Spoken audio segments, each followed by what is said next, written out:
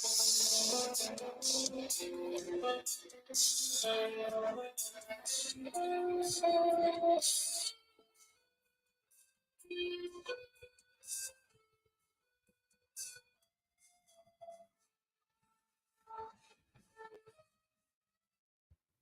evening, ladies and gentlemen. Welcome back to the Shadow and Sun Show. I had a little technical difficulty there. Um, it's Thursday night, and I feel like painting, I feel like crafting, and I feel like talking about horror comics. I know Halloween's over, but I was watching some videos on it and reminiscing about the old days. Uh, you know, Tales from the Crypt and Eerie and Creepy and Vampirella magazine, and just remembering those times when I was younger, and I I just absolutely love those kind of magazines and those kind of comics. Ghost Rider, Werewolf by Night, Where Monsters Dwell, all that stuff as a youngster. Even when I could go to these little hole in the wall comic book shops. It wasn't Spider Man or even though I was a big fan of the Avengers, it was the horror comic books that I really went after. Those are the ones I would be digging through the bins looking for back issues, and unfortunately, almost all of those from my collection are gone. Pretty sad, but I do still have some of my creepy and eerie magazines. I've got some Vampirella back there somewhere. I really need to actually go through my comic book collection. But while I'm chatting about that, I'll show you what I'm working on. I've got a couple of these Shadows of Brimstone Snake Men archers left to assemble before I put them on the primer table and get them knocked out. Link is in the chat. Hey, what's up, Nathan? How you doing, buddy? I don't know if you ever read any of the old horror comic books growing up as a kid, but I was just amazed at the weird turn of events when it came to that whole 1954 comic code sort of fiasco that really put the kibosh on the horror comic books for a while, only to realize that it only delayed things for a few short or long decades, depending on how you look at it, to where now the things that are commonplace would have made heads explode back in the 50s. The rampant sex and violence and gore and bloodshed and all the things that they were worried about, the whole thought that children could be turned into juvenile delinquents, and I'll get into that whole phrase juvenile delinquents in a moment. But the whole idea that it was going to ruin the youth of the future, and well, maybe it did, but not in the way they thought, I don't think. As for the juvenile delinquency, the term is an oxymoron. If you're a juvenile, you can't be held responsible, therefore you cannot be delinquent. If you are a child, you are already, without certain rights and responsibilities. And I really have never met a child that went from seeing horror comic books, heck, even video games, turning into hardened criminals. I think it's many other things that people don't want to take responsibility for, and I'm not going to go into that here. I want to kick back and chat with you guys and do some painting and crafting. Although I may not actually do. You know what? I want to paint, so I'm going to try and get some painting done while I'm here as well. I have some other lizard men or snake men that are just ready to. They've had the Zenithal treatment, and I might just slap some paint on these guys. Or what else do I have on my show? I've got some Norse Viking skeletal undead fellows that need some paint. I could go and excuse me there for a second. I could hit these carnivorous plants while I'm working with green. Why not, right? Although they need the Zenithal treatment. I don't know if I really feel like doing that today. Hey, Travis, how you doing, buddy? Long time no see. I was just really, believe it or not, I was just thinking about you. But we did become delinquents, Mac. I don't know. I'm pretty responsible. I don't know about you guys. I know, Mac, you're a hell of a responsible guy. I don't know what you're responsible for, if you know what I mean. But I know you're a stand-up guy, Oh, you know what? I forgot I got these little goofball gremlins too. That got 12 of these suckers. I'm not looking forward to batch painting these guys. Oh, now, hey, Link is in there. Like trumpet plants. Holman, Link is in there. Anybody else wants to pop in and join me? Feel free. I'm going to be here for a couple hours, shooting the breeze. Been busy getting ready for winter and the apocalypse. Which one do you think is going to hit us first? I'm gonna hope for winter because it's already cold as hell out here. We're looking at actually we did hit 70 degrees today, and we're gonna get to 80 tomorrow. But yeah, the nights are gonna be like 40 degrees. What's happening, man? Winter? Oh, not much. I'm just trying to cook up dinner and find some pants. So find some pants, man. That is. Jackie and I were talking about that last night, how us YouTubers, crap, my camera died again. That's why I stopped the show earlier, is because my camera refused to behave, and I don't know what it is. That's right. So I'm trying to find shorts somewhere as I'm cooking up some taco meat here.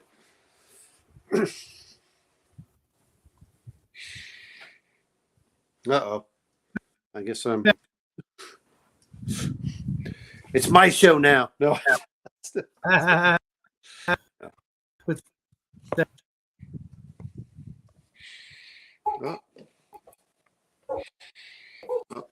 Now we can hear the dog.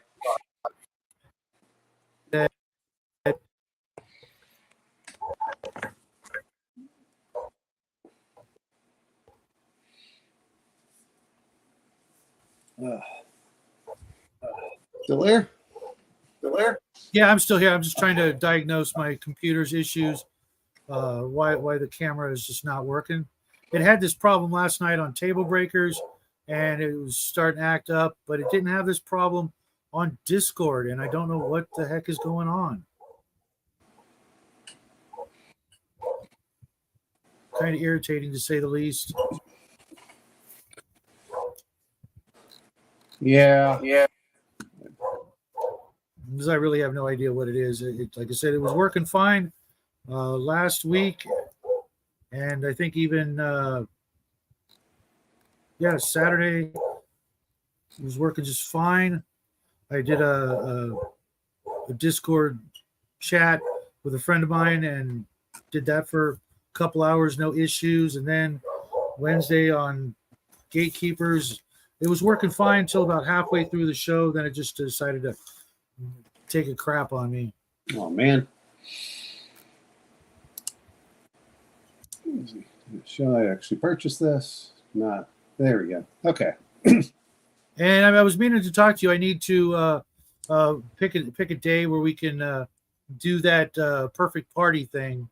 Yeah, I mean, like I said, it's very enlightening when you start having limitations. But that said, depending on which method you use, you really won't fall into it. But man, when you start doing a 3D6 12 times and just picking the best of those two, boy, your party suddenly starts becoming very. You don't get your premier classes. You start looking at the multi-class as doing a lot of other stuff to fill in gaps or to. It's interesting. It does change your perspective on what makes up a good party. Whereas in the other ones, you're like, oh, if I've got this, I can do this, and it's not as big of a deal. But man, when you're at that lower part, you don't get as many hit points, you don't get the high stats, you don't get the bonuses. It really does change in how you start thinking about your characters. Yeah.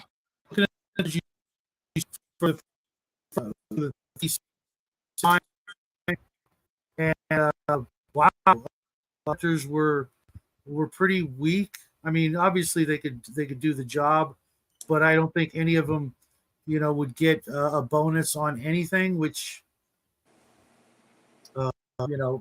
these days, people would just trash them or torpedo them during gameplay, which I would rather be, because that's sort of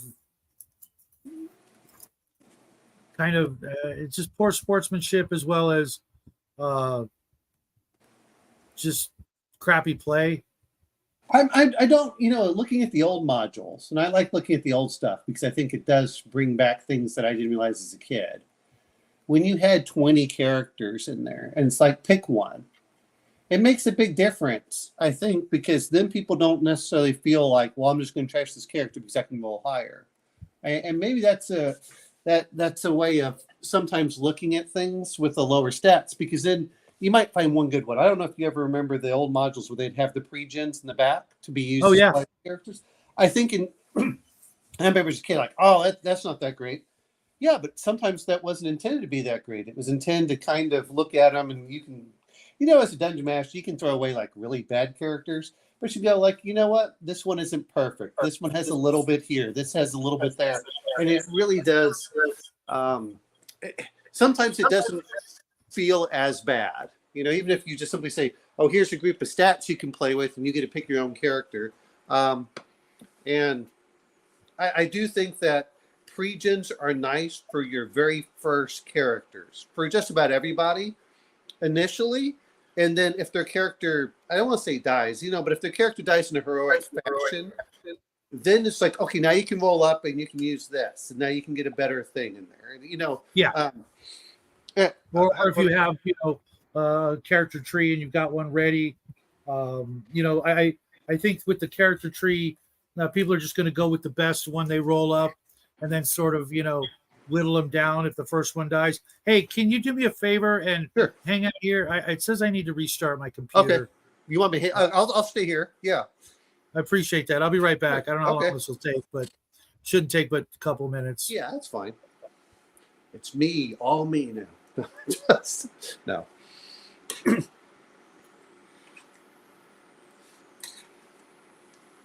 And we'll see if I can get this taco meat ready to go.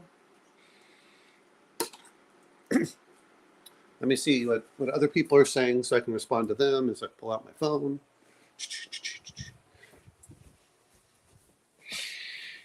All right, where is it?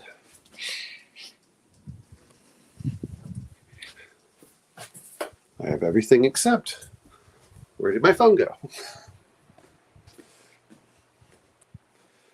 Okay, so let's see what people are saying here as we wait for Shadow to return. It sounds like a very fitting adventure. Oh, there we go. Sounds like a very fitting. All right, weird link at the top of chat. Yeah, well, can't let everyone in. Sorry, Nathan, I didn't say hi to you earlier. Hopefully you're still here. And then the question is, what type of aliens? I know that you have a bunch of them there. Yeah, pasta. I don't know. Fresh made pasta, that'd be great for the aliens. Oh,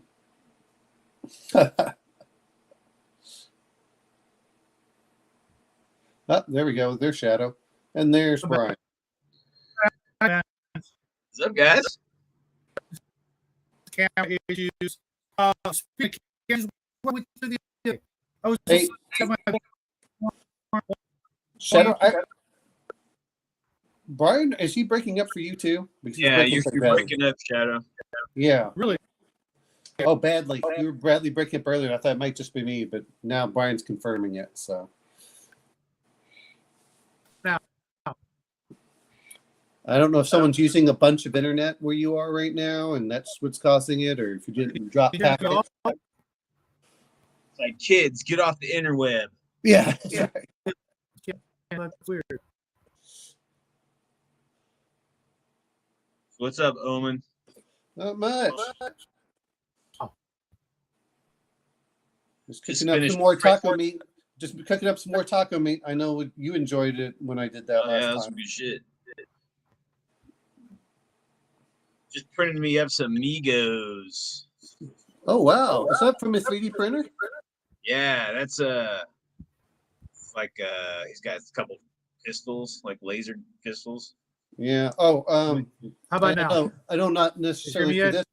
Okay. Sounds good now. Yeah. You sound much better. Hey, Brian. Yeah. there may be a job opening. Unfortunately, someone got stage 4 cancer. So Oh shit. yeah. That sucks. That really sucks. Yeah. Well, I'm going to say this much because as we get older, guys, just don't put off getting checked up because you're afraid of the results. Yeah. That's the worst Yeah, thing you can do. Shadow. But I'm fine. Uh-huh. I haven't had a Says you're- symptom of anything. The worst thing I got going for me is staying up too late and maybe, need to shed like 25 pounds. Okay. But no, I just bring doing that up. surprisingly well, for someone with my advanced decrepitude. Hey, Bri, what happened the other night with your game? I had my bowl of Dude. popcorn. Yeah, so we were all kicking and rocking, whatever, right? And I YouTube dropped this. We're thinking because in the background we were playing like Halloween music, and Thriller popped up, right? And right when Thriller came on, we got knocked off. And I tried to get back on, but it wouldn't let me. It wouldn't initiate a new live feed. Really? So yeah, so we filmed the rest of the game. We got to finish it this weekend, but I'm gonna cut it up into a battle report and put it up on the channel. Okay. Welcome, nerds. How you doing? But just a heads up on your suggestion, your shadows, your wraiths or whatever. So Toro is like the Human Torch's buddy. He's basically like a teenage version of the Human Torch. Okay. Well, he freaked out, right? He freaked out and he flew like off the board, like into the ether. Like I couldn't catch him fast enough to rally him because he just shot out of there. Oh, so I wow. had a living flamethrower took off because of you, man. Okay. I'll count that as a win. I don't know if you caught the earlier and my previous stream. I put in the title that I wanted to talk about horror comic books and like the comic code and all that weirdness that happened. Only for now, decades later, for all that to just be thrown away. Yeah. And it's probably even worse today. I was, for example, John Carter. I love John Carter. You guys all know that. And I picked up some of the newer John Carter comic books, off eBay, not, being able to, any good? They were really good, but they're also really, scantily dressed more so than, ever before. It was just like, wow. True to the source material? Pretty much. I mean, just, crazy lack of clothing, thongs everywhere, men and women alike, practically. That's cool. That was Carter. That's exactly what it was like. And that was 1912. That was pre-comic code existence. Other comic books I picked up, Lady Death and She and things like that, decades ago. But I'm just like, what? Not that I approved of the censorship, because I'm totally against that, as well as if you heard my intro, the entire phrase juvenile delinquent, that's an oxymoron. It just, kids can't be responsible, therefore they can't be delinquent. They're kids. It's up to you to take the responsibility of raising your kids. I don't know, maybe read the comic books they're reading, you know what that always gets me. Well, I can't control what my child watches. I put, they have a TV in their room. Like, why do they have a TV in their room? That kid doesn't have. Look at him. He abhors most of that stuff. He likes horror. He likes scary stuff. He went and saw Five Nights at Freddy's for Halloween. He's always been into horror as a little kid. But look how he turned out. I mean, that guy's got more morals than I've got. Comic books and minis. It's just, that's not what happened. That's not what was causing it. And, my old man, when I was less than 10 years old, he came home with the box set of the Tales from the Crypt, the EC comics and hardcovers. Yeah. He had borrowed them from a friend, and he and I took turns reading them, to the best of his ability. He was in a wheelchair, So like holding up a hardback book was really difficult for him in bed. But we would read them together, and that's that was like the only time he and I really sat down and read together. Otherwise, it was me and my mom, and those things were freaking terrifying. Just gruesome, grisly, you name it. But you know what? They were the classic tropes in there. I was just looking on Humble Bundle, and they have a big thing of Dark Horse creepy comics that you can get for like $10 to the PDFs. Really? Yeah, or whatever. If you go to Humble Bundle, they've got like the how they would be the thick ones that are in there. But I was 6 years old, so we're talking 1970 or 1980 roughly, 1979, 1980. Okay. And my uncle was probably the one that introduced me to all of that stuff. He handed me, I think it was, I don't know if it was Creepy or Tales from the Crypt or whatever. It was black and white. It was creepy or eerie. Yeah, or Vampirella or... No. It wasn't Vampirella. It was one of these like normal, the anthology typical ones. It was like one of them. The person talks about, oh look, there's a snake, and they and he says, oh yeah, the snakes are from maybe it was Tales from the Dark Side. I know it was one of those. I can't remember whatever. But it was the one I do remember is it talks about a snake. He says, oh, they're one of the cursed ones, and the guy robbed a tomb, and then at the end. So yeah, I know, but that's what my uncle gave me for that, and then my mother. And look how you turned out. And look at my mother did a bunch of Boris Vallejo stuff, which really? With the the Boris Vallejo. My mother was not as. And of course, we were in Europe, so my mother was not quite as much of it. She's very prudish in certain ways, but she was also like, the John. Do you remember the what was it? Michael Whalen covers for Edgar Rice Burroughs. Oh yeah, I've got some of those covers. And Brightson did a bunch of badass. Oh, dude, I met him a couple times. He is he's passed now, but he was one of the coolest fuckers ever, man. Didn't he do like Swamp Thing or Man Thing, as well as Tomb of Dracula? Yep. And some Savage Sword of Conan. He was one of my favorites. I was watching this really long video series today, and I was just waiting for them to talk about him, and they just said his name in passing, and I'm like, hey, what are you, nuts? He was one of the best. Obviously there were others that were really, really good, but that was just one of the names that stuck in my head. Addition to I think he did some of the classic illustrated too, maybe. Yeah. He did a lot. He's prolific, man.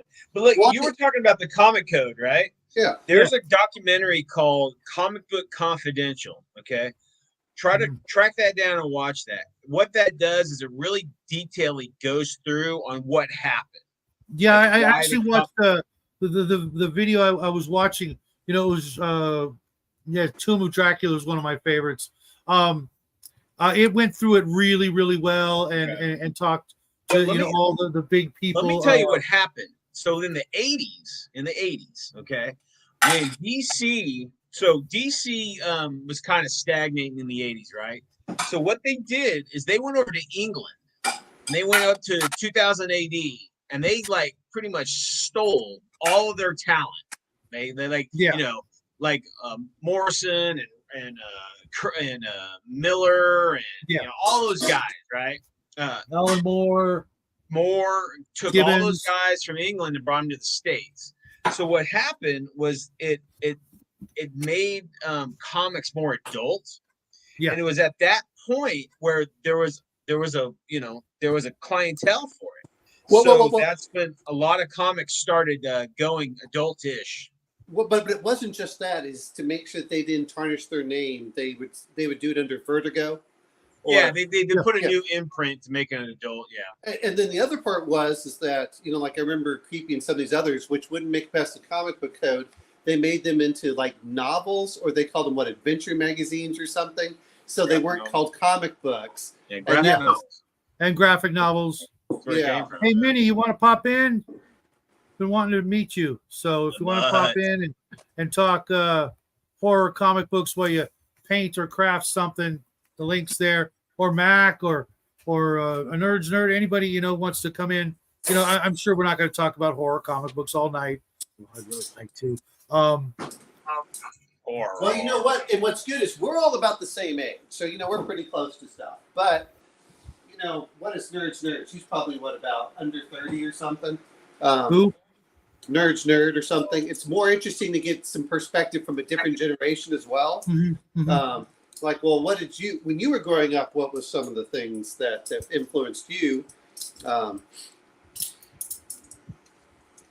You know, so those are, you know, that, because I hate saying it, it's like when we get together, in most cases. Okay, man. But do you have a 3D printer, Mutt? Because, you know, Mutt's jumping into World War II. Well, Mutt's into everything, but he's starting to work on World War II. You should, if you have a 3D printer, bro, you need to go to Colts and look up a Nerd's profile. She's got tons of World War II / weird World War II stuff that's for free. So, you know, before you start going broke buying a bunch of warlords, you know, warlord shit, you could probably get one of the stuff for free. Minnie's went to. Okay, he's stepping away from his camera to do some priming. No 3D printer, my goodness. Well, you know what though? Because now that I know that Brian is 3D printing, if I can do it. You know what? Well, he's around the corner. If need be, I can just pay for the resident crap and like, hey, I want you to give me this, you know, if I need to. So yeah, I just found on Colts, I just found like a shit ton of Sisters of Battle that looks exactly like the 40K shit for free. And I wrote Bo, I go, hey Bo, if you had a 3D printer, this could all be yours for free. He's like, no.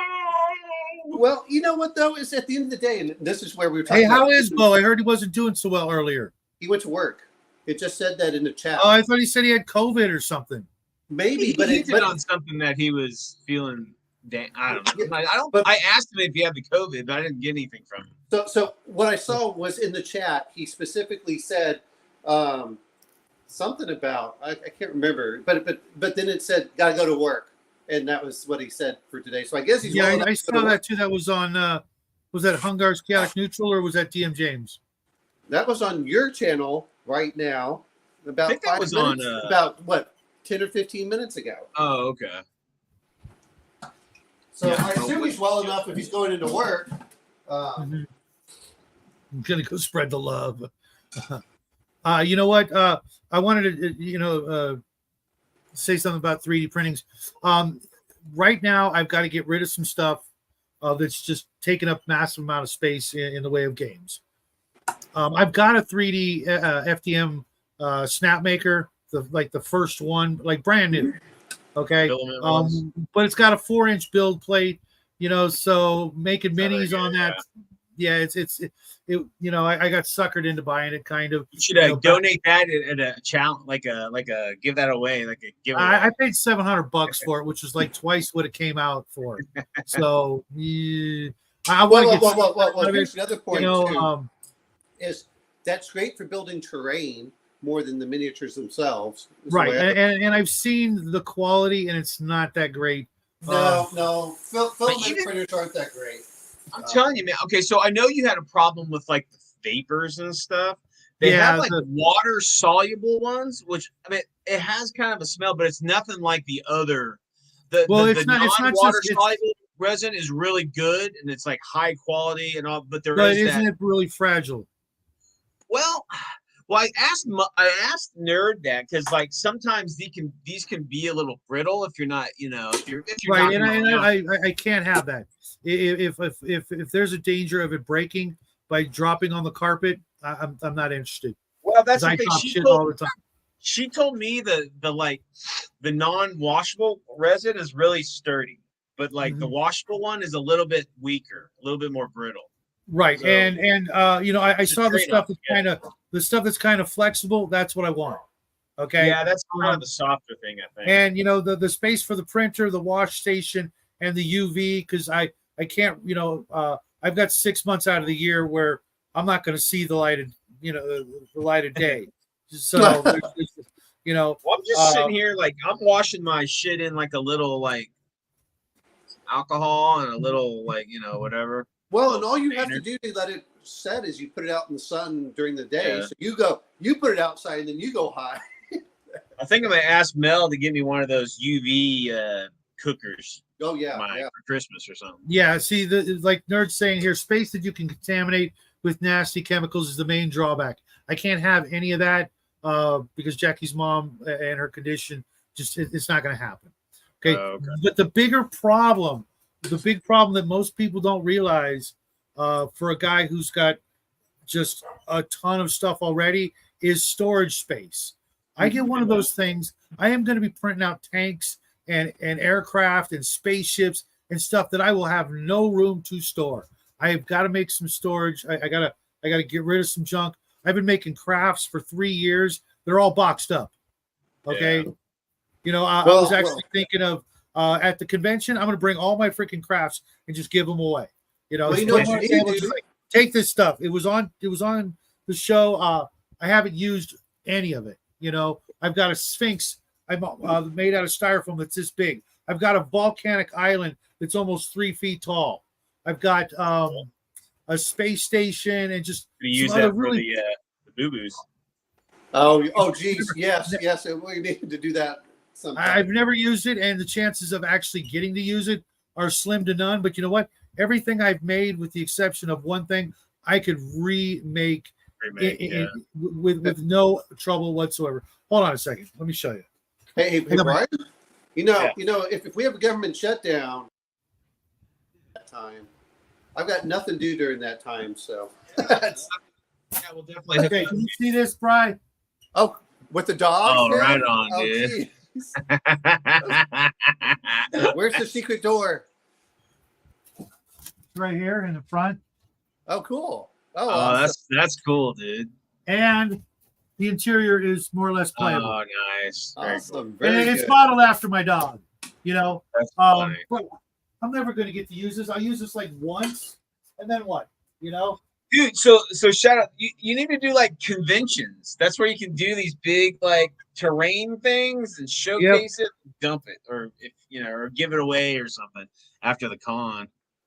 Or do raffles. Hey, if you buy a ticket for like 50 cents, the winner gets this. And no, man. I'm just gonna when I do ShadowCon, I'm gonna bring all the boxes of things I've made and just put them on a table. First come, first serve. If you can take it off the table and get it in your car, it is yours, man. I'll autograph it, whatever the hell you want. Take a picture. Hey, me, whatever. Because I made something for a friend of ours, and I wrote something really nice on the back of it. I hope they liked it.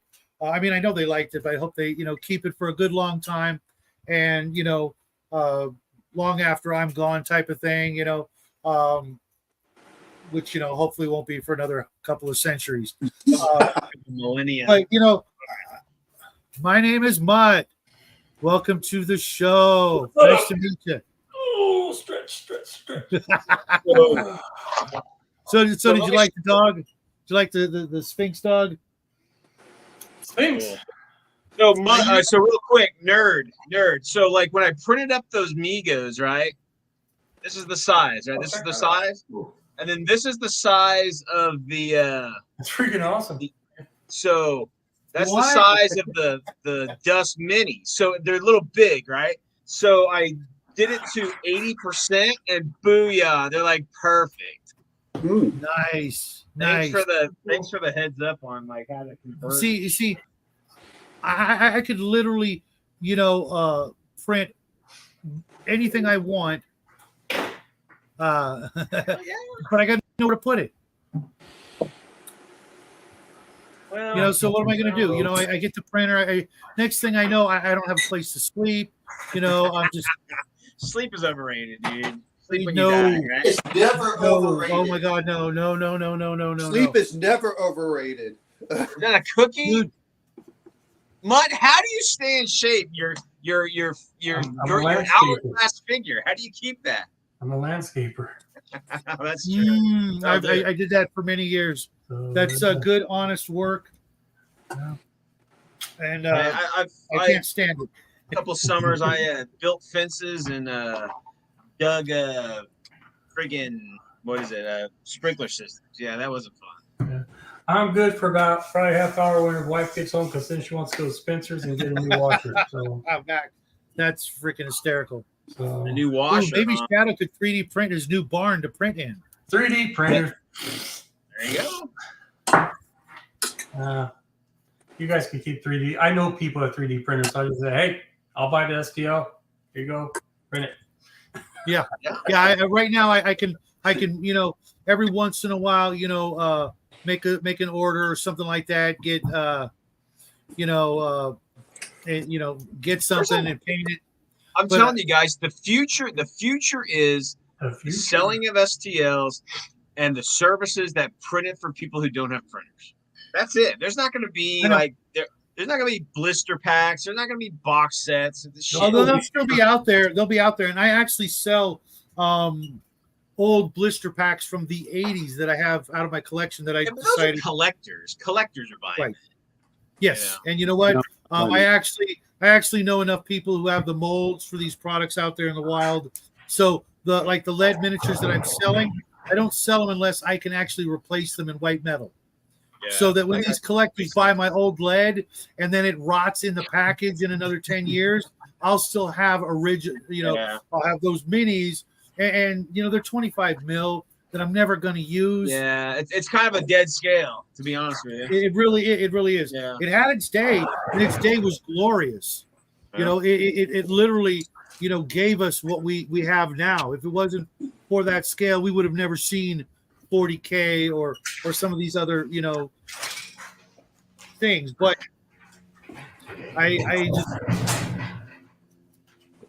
I know what they're worth, and right now I'm selling stuff because it's Christmas prices and getting my money and getting what I want.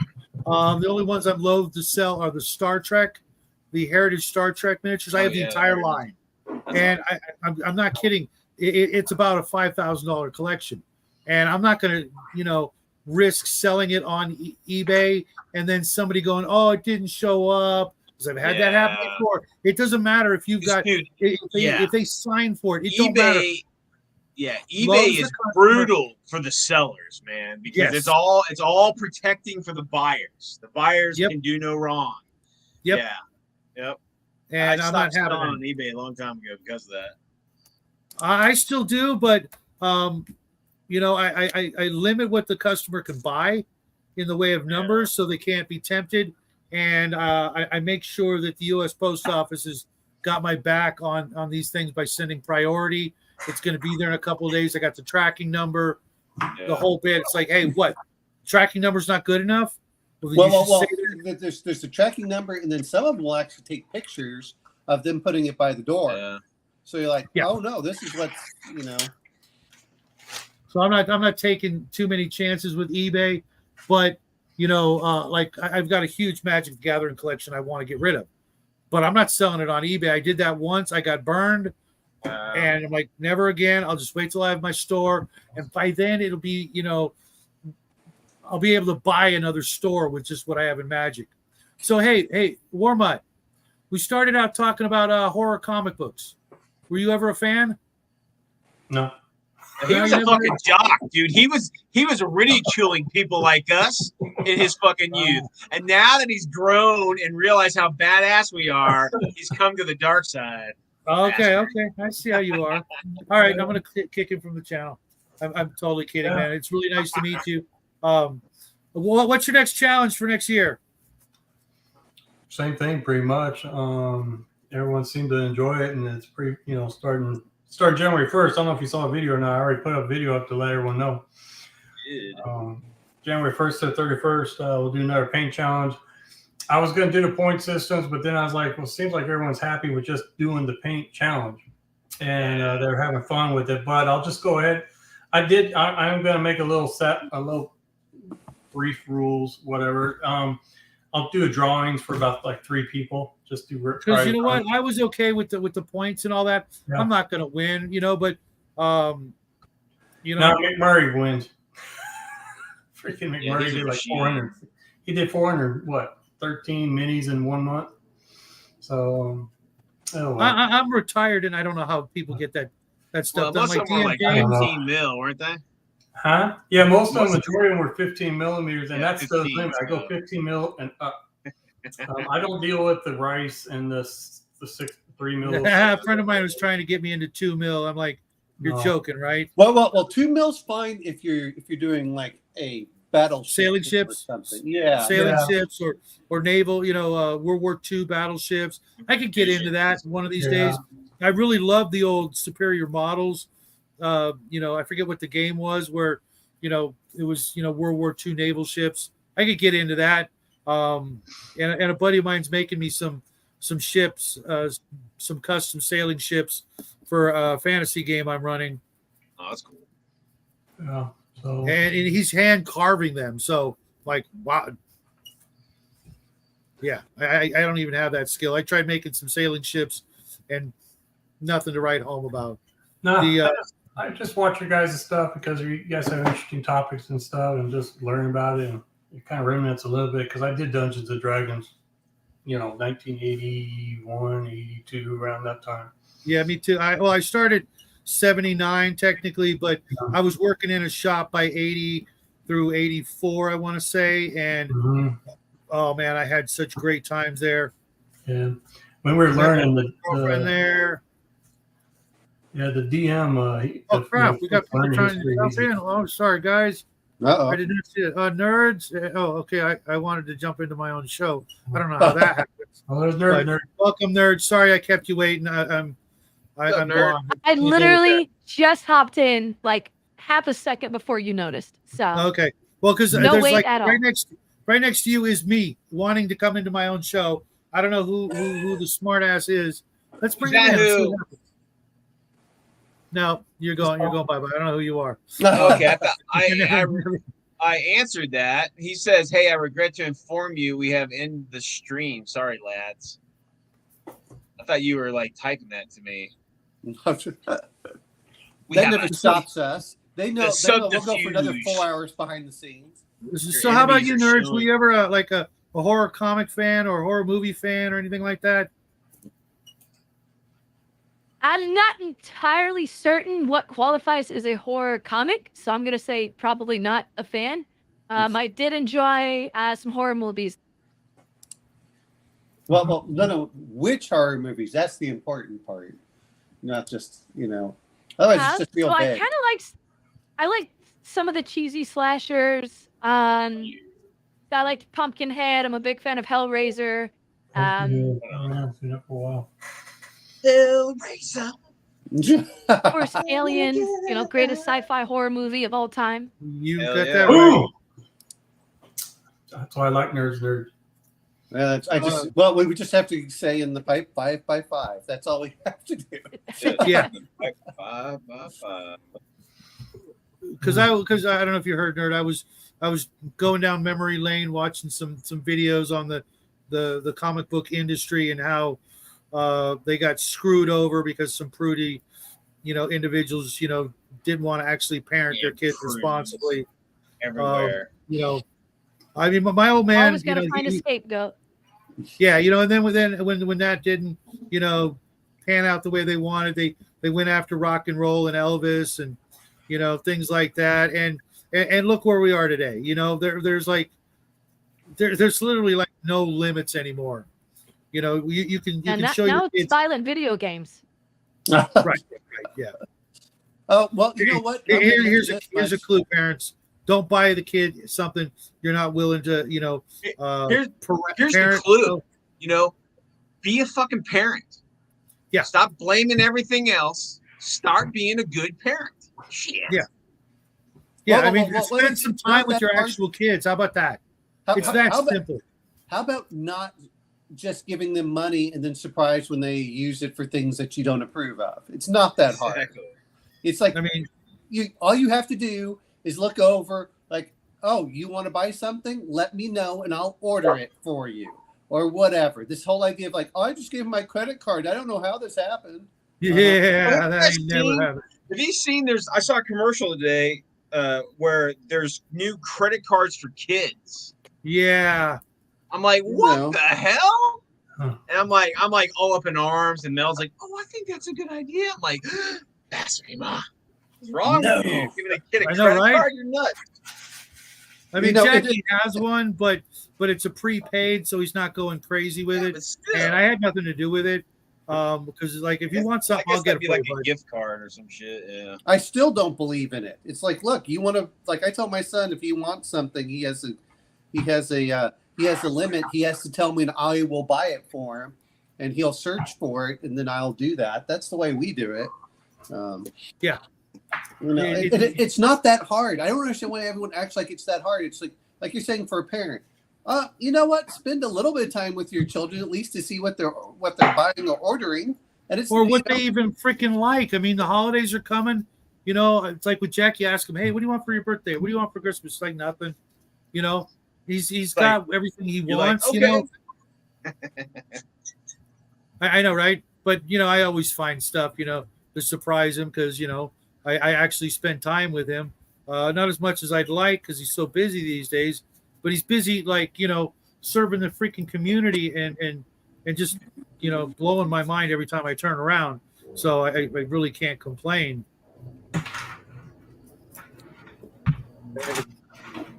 I wish everybody was as lucky as I am. You know. Sexy Beast is in the chat. Sexy beast. Sexy Oh, beast. man. Oh, hey, Bo, you want to come on in? We're going to be here for a while if you're working or whatever. But Yeah, I'll be leaving soon, Bo, so you can join. oh no, there's room for 6. Oh, I know.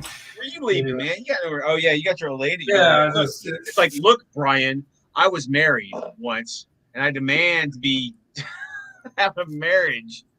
Step away from the toys.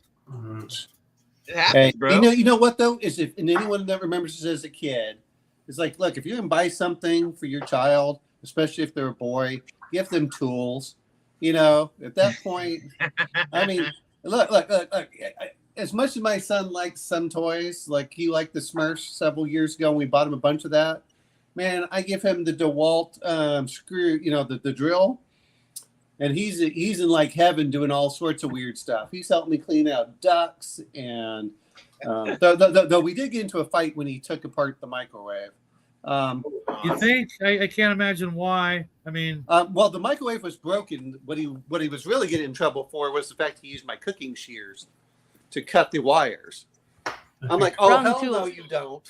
You know, those are my cooking shears. If you want it, we'll get you some proper wire cutters. Wow.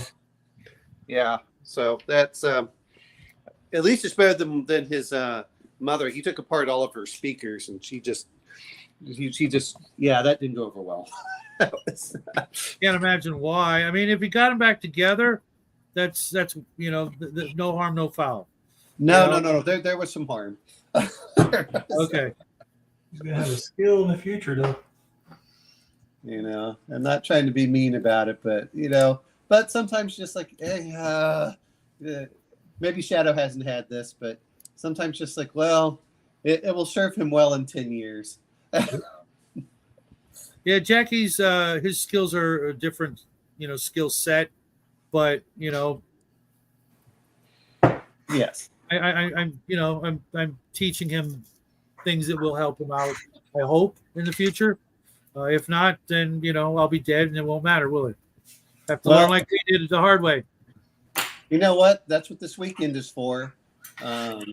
He's going to help me put in some trees.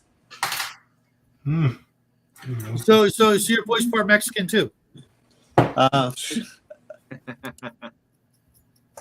Man, you've been hanging around Justin way too long. Oh no, I was making those jokes long before I ever met Justin. I you know like Minnie here. I did my fair share of gardening and lawn care. Both my parents were in wheelchairs, so when I was old enough to push a push mower, guess who pushed a push mower? Damn it, my camera froze again. He's a Logitech. No, it's built into the the laptop. Oh, all right.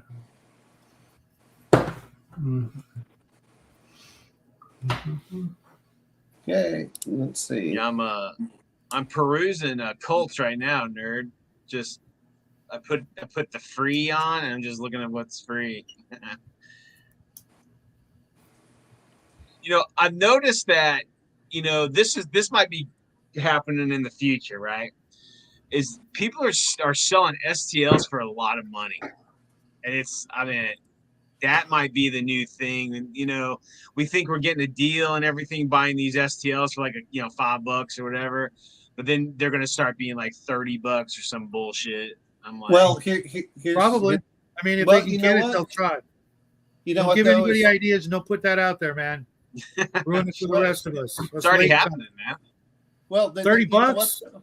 Well, I don't know about 30. Some of them, like the big ones, like dragons and shit. Some of that stuff can be pretty expensive. Check how many downloads they have for those. Because I'll tell you, the people who are making money are the ones who group together, make a Patreon for $15 a month, and you get just crazy number of minis.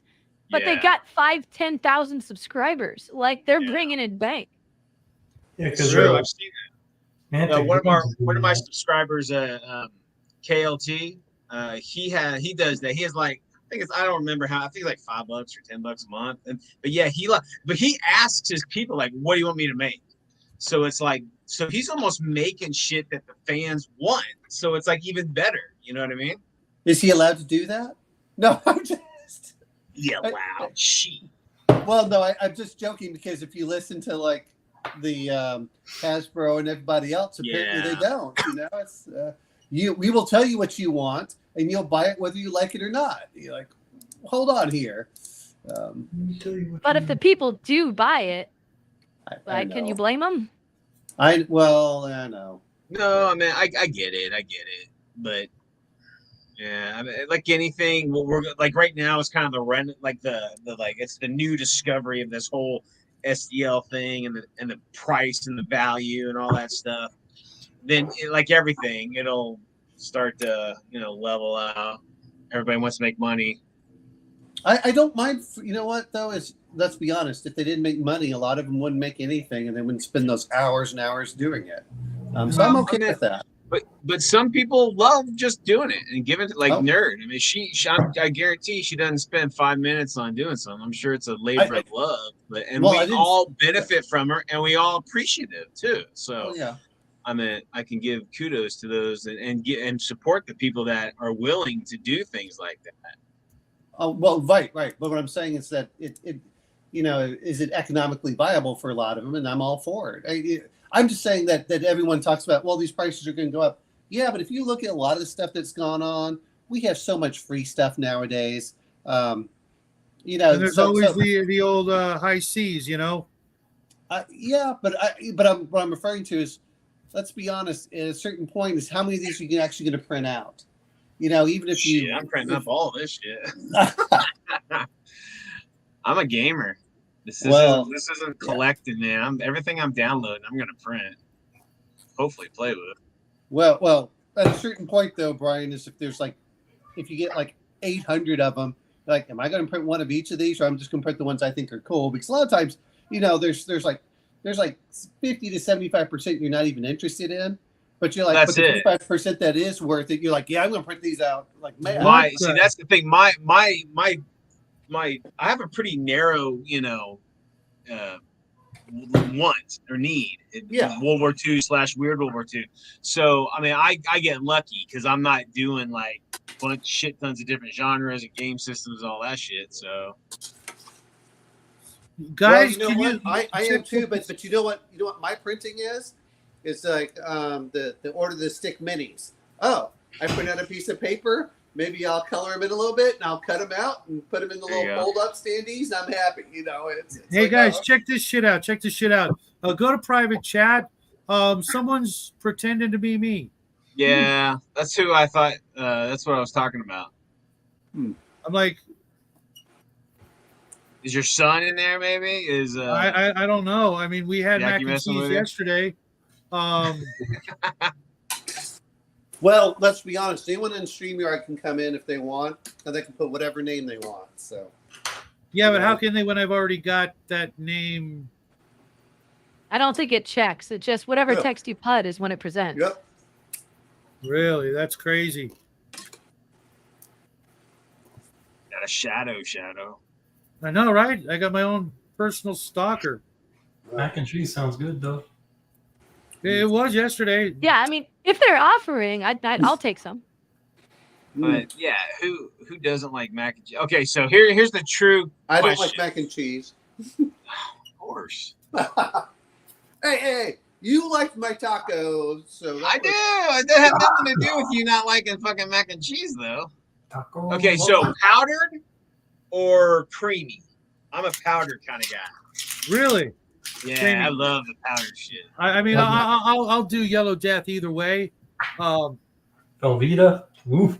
I'm going to put I it don't this like way. the creamy. For my son, the answer is both. We both get the powder, and then he adds more cream and more cheese on top of it, so it effectively becomes both.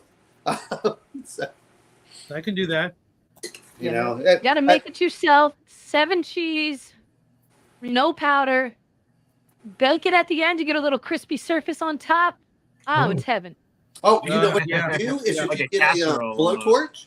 You get a blowtorch. You can crisp that top up real fast if you want, or yeah. But So in college, guys, this is crazy. I used to make a Ramen. box of macaroni and cheese, and I grill some, or I make some meat, like ground up some beef or whatever, and like hamburger meat, and put it in there, and then I put barbecue sauce and a spoonful of cottage cheese. That is a single man's meal right there. Cottage cheese. Oh, that was good. Good shit. well, you know what though? As I get older, I realize it's pretty much a single man's meal anyway because I can't afford to feed the woman. The same way I eat. Like no, I'm having 24-ounce ribeyes, honey. Yeah. Uh-oh. What's going on? That's over here. Oh, mini paints alive. Wife's got a chicken marsala, chicken salsa. Ooh. Oh yeah. In a Sounds crock good. pot or something right now. You know what? You know what I like is I like having it. It takes so much effort. Good chicken Kiev, where I double batter the outside, and it's the size of a softball. And when you cut it open, all of the hot butter runs out, and it's got all the seasoned butter and the parsley and everything else out of there. But to make it, I have to use. It's only worth it if I'm going to make like 10 of them at a time. Otherwise, it just takes way too long. Yep. But then I'll eat that for like 4 days. So nerd. So I'm on Culture, and I'm finding some stuff or whatever. But it's not like Colts is anything, right? It's like anything, and it's like some of the stuff doesn't have like what scale they are. How do you know like the scale? Is there You like open it up, you check the size, and you compare that to the real life size of whatever you're looking at. Oh, okay. Duh. So there's math and shit.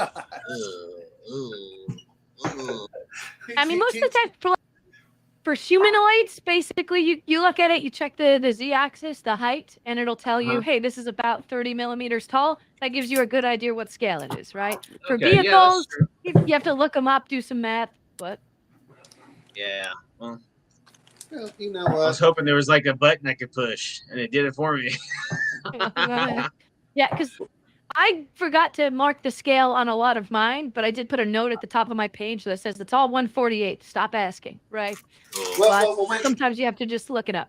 well, wait a minute. Can't you scale it up or down so you can Yeah. make it? Yeah, whatever once scale you have want? it, you can Yeah. change it. But if You you just don't know need where that- it is, it's hard to know what to change Yeah, it to. you need that starting scale just to know where Yeah. you're at. Yeah. Yeah.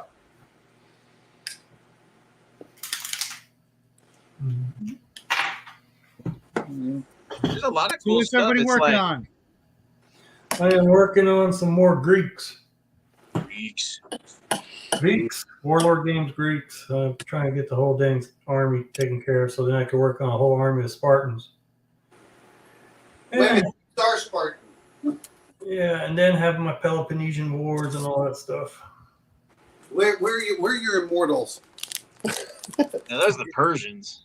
I know that's my whole point. what are they supposed to fight? They're supposed to fight the Persians. Well, yeah, but the Peloponnesian Wars was Greek on against Greek. the Oh, yeah, it Still, was that's city state versus city state. Yeah. Yeah. And I saw a documentary once about like a couple hundred Spartans fighting the Persians. It was pretty interesting. Yeah, be nice, right? So, it better not have some guy that looks like me right now. So. But a little misleading because during the Battle of Thermopylae, there was a couple other smaller contingencies too. I think there's like 150 like Ithacans or some shit. Well, I think total there were 1,000, but there were 300 Spartans that were leading it. And the other thing that they ignored was the sea commander out there was preventing the Persians from going around them. exactly. That was the other part that tends to be ignored. But like my grandfather his name was Leonidas too. So, or Leonidas is the way he pronounced it. So, but yeah, that was, and his family was from that area. But like with a lot of my miniature war games, they tend to take a turn. Yeah. I'll throw in I don't know, werewolves. No, Hell yeah, I was thinking- Weird War, baby. I'm thinking you just need more Cyclops. hydras. We need more hydras, Yeah, I just Not enough Cyclops in your World War II game. Uh-oh. need Cyclops and all that. I'm not sure why Shadow's trying to bring other people in. Oh no, he's So I watched the movie tonight.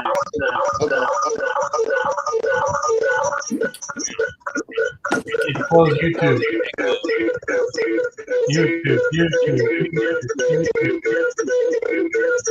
What is going on? I don't know. Shadow, you probably do have to log out for yourself. Not me.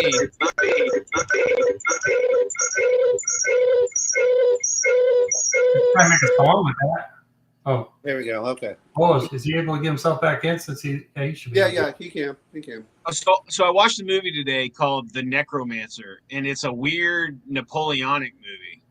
Mhm. It's not very good, but I mean, it's like British redcoats like get into this forest, and there's all these like evil critters killing them.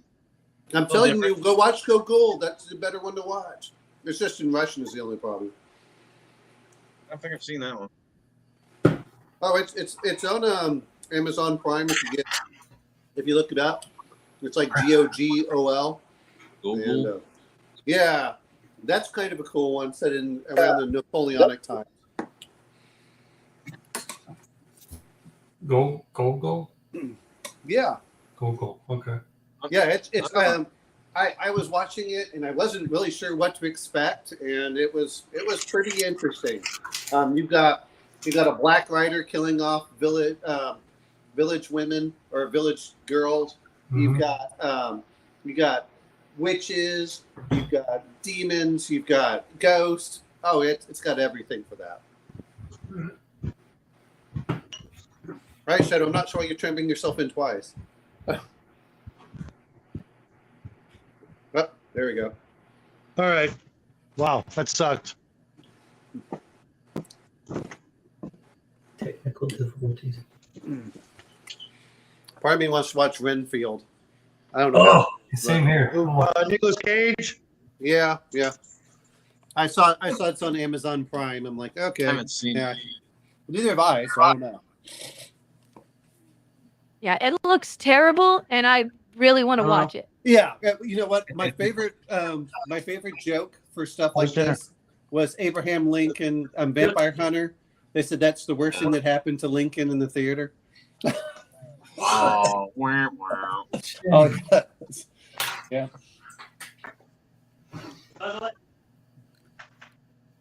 Oh, Man, it's getting cold in here. It's like cold. Well, where he 55. is, It's chilly. It's chilly. We're Texan. I don't know. I jumped in the pool earlier, and that will You definitely went to the wake pool? Jeez. Dude, I try to go to the pool at least 4+ times a week, no matter what the temperature. So, and the colder it is, the better it is for me. It just sucks. But yeah, well, you want to talk about appreciating life? You come out of there and you get a hot shower and you're like, life is good. All these people whining and complaining, oh, life is so tough. I'm like, go do something real in life, or at least go do something that actually makes you have to suffer, and then come back and you'll appreciate that life is actually pretty damn good. Yeah. That's why, I know you work landscaping there, but when you're done with the day, you actually feel kind of like you've accomplished something. And sleep is great. Yeah. Yeah. Yeah, as long as I've known you, and you've had that whole pool sort of mentality. I can't do cold water. It's actually it fucks up my back. Some figures. Okay. Yeah. Well, when I was in Iraq, it made a huge difference in my mood. Just cold water and breathing, man. People were yelling and screaming at each other. No, I've heard the same thing that cold water is actually really, really good for you. So what I'm doing right now is because it's getting so cold, comparative, to where I live, obviously 40 degrees isn't all that big a deal when you're living in, 0 degrees, but trying to acclimate to like 40, normally it's like 40. I'm under a blanket somewhere, but I'm like trying to force myself to be able to go there. And then, as we get actually closer to winter, I'll spend more time outdoors, so the closest I'm going to get. Well, the only thing like you said, it depends on how it goes. When I first was doing the Wim Hof stuff, it was 30 seconds in the shower, just using as cold of water as you can get out of the shower. Right. And that water in Iraq was cold. And I would be, I should hyperventilating. I'm like, what the hell is going on? And then I could get up to 5 minutes. And now I usually swim. And then, and Brian knows this, the temperature's probably in the 50s right now. So for me, I can swim out there probably for about 20 minutes before I'm like, all right, I need to come inside. Wow. So it's, and then I put my son out What are you there. working on?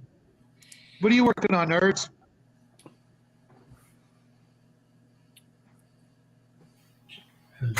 I just finished painting my Fungar the Starvarian mini. Oh, man. Oh, okay. We've been looking for a sculptor. I'm gonna have to see Hungars. What do you charge? It has to be fun enough and easy enough for me to do. Gotcha. Oh, there you go. I think ours is going to be pretty complicated. We're trying to get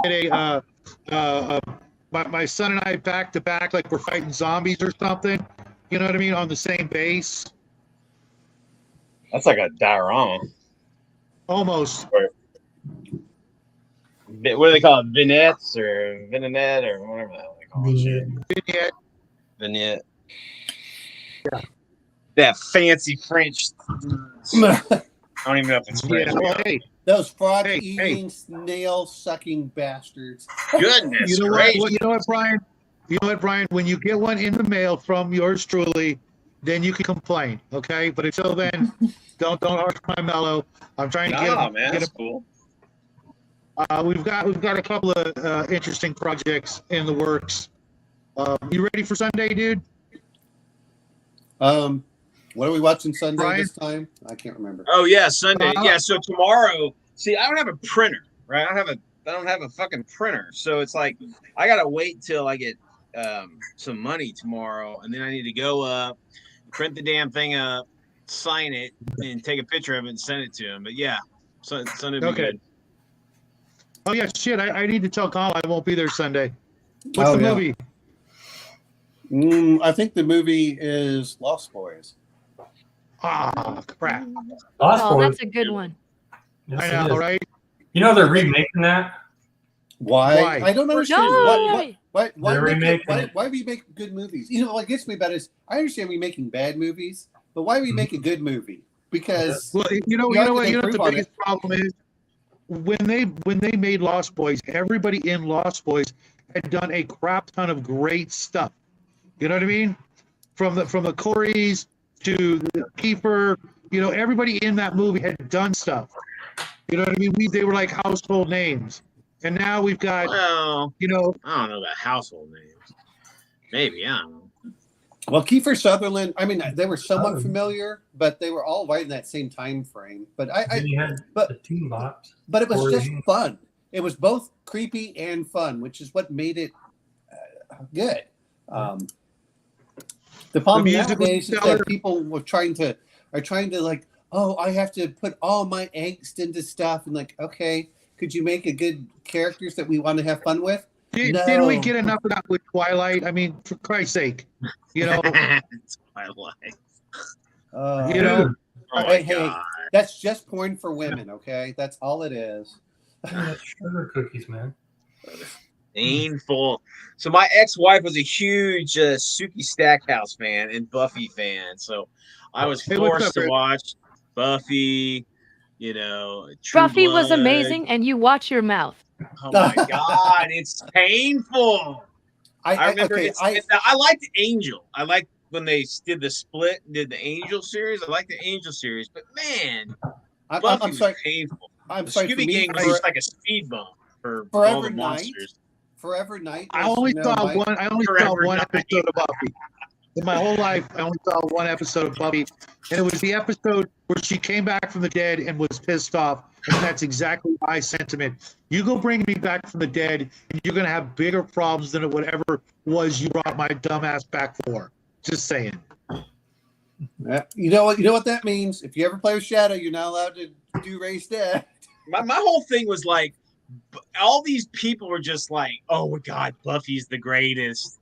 We love her. All the vampires are falling in love with her. I'm like, why? Why? My God, she's like a teenage kid.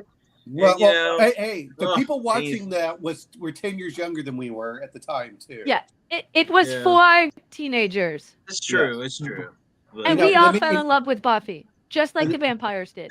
And just like, she wasn't. I mean, she wasn't a really nice person either. That I can remember. You know what I mean? You know what? I did actually see the movie, and I enjoyed the movie with Christina Applegate. That was fine. that wasn't Christina Christina Applegate. Stewart. That was That was Christy fun. Swanson. It was Or Christy Swanson. Swanson. Was it? Yeah, the Yeah, movie was a lot of Why fun. did I think? Why did I think Applegate? That would have been better. To tell you the truth. Um,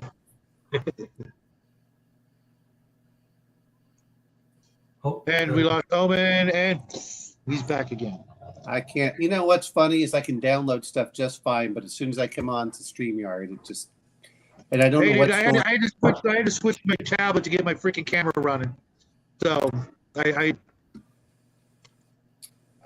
don't know what the hell's wrong with it. It's gonna play havoc with my Saturday show as well. But if I want to go on StreamYards, it's not a problem. I can do live things there, no problem. But for whatever reason, I think it's because my son's got his laptop and his phone running at the same time. Maybe I don't know.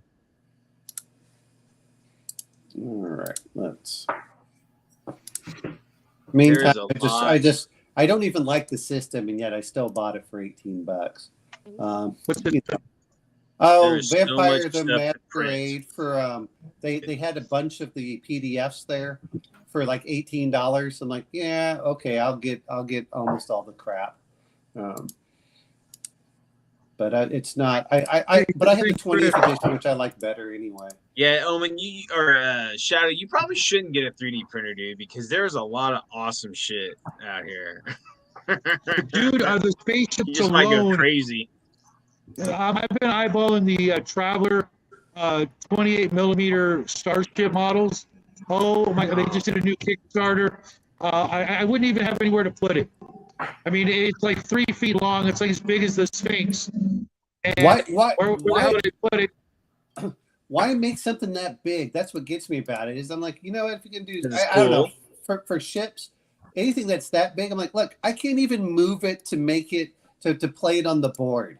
At that point, it is the board, which I guess is okay. But how many times are we going to be fighting in the same ship? What's the? Did you ever play Snapshot?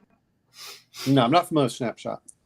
Okay, it was Traveler super light, and basically a chit game where they had different scenarios on board, either the 200-tonner or the scout ship, and you just ran around like fighting aliens or boarding parties and things like that. It was a lot of fun. It came with the map. You fold out. You've got 2 different ships. To play that 3D at a convention, that would rock. Otherwise, you're right. I would put it back in the box. And I bought the Falling Star sailing ship from Reaper. No, not Reaper. WizKids. My son and I had a blast painting it. It took us a month to paint it, and it's been in the box for 2 years since then. I love it, but it's a tiny little ship model. For what I would actually want. There's nowhere for the crew to sleep, literally. Unless they sleep below decks in, with 4 feet of room to crawl around to get into their hammocks. It's ridiculously tiny. Hey, that sounds like a real Navy ship there. Yeah, but even then you'd have a crew of like 8. I'm just saying that the little bit brief time I spent on a ship, I had, it was like this much room for me to sleep. Well, I guess it was like 1.5 feet, and then it was about 6.5 feet long, and it was like 2.5 feet wide. And like, okay, that's your bunk, and there's one person above you and one person below, or it depends on where you were. I really didn't care if I was on top or bottom. I didn't. You heard that, folks. You heard it here. He's so progressive. Well, it matters more if you're in the front or the back. That's what it. Pitcher or catcher, huh? Man, I am terrible. looking at all this awesome freaking printing shit. Oh my god, it's amazing. Print away. It is nuts. I'm printing a whole bunch of shit right now, actually. How much are those the plastic spools things or whatever? Unless you're doing resin. I'm doing resin. Oh, so I don't know. How much is your resin, nerd? So I get a pretty sweet deal with this ABS one I use. It's like $34 for 2 liters. So Oh, wow. like $17 a liter. So not bad at all. And it's really high quality stuff. That's cool. yeah, like I said. Now I know the Go ahead. yeah, I was just gonna say real quick, the FDM spools are like pennies on the dollar by comparison. They cost Sure. like nothing if you do that printing. I'll tell you this much: we have one at work where they do with the spool, and they do it to kind of do images of how big the dam is and things like that, which is cool. And I'm going, it's good enough if you just want to use it for terrain without it being perfectly, without it being perfect. It's Yeah, that's what most people do is they'll get FDM for terrain because Mhm. at that size, the resin starts to get really expensive. I mean, I had one piece. It would have cost me like 3 liters of resin. It's like, it's $90. I can't print that. But it would have been $4 and change worth of filament. yeah. Oh, she's here. Guys, it was nice meeting you guys. You out, man? Yeah, she's home, so we're gonna have dinner and then go spend $700-800 on washer. But yeah, I just think how many minis that could be, man. like, Take it easy, man.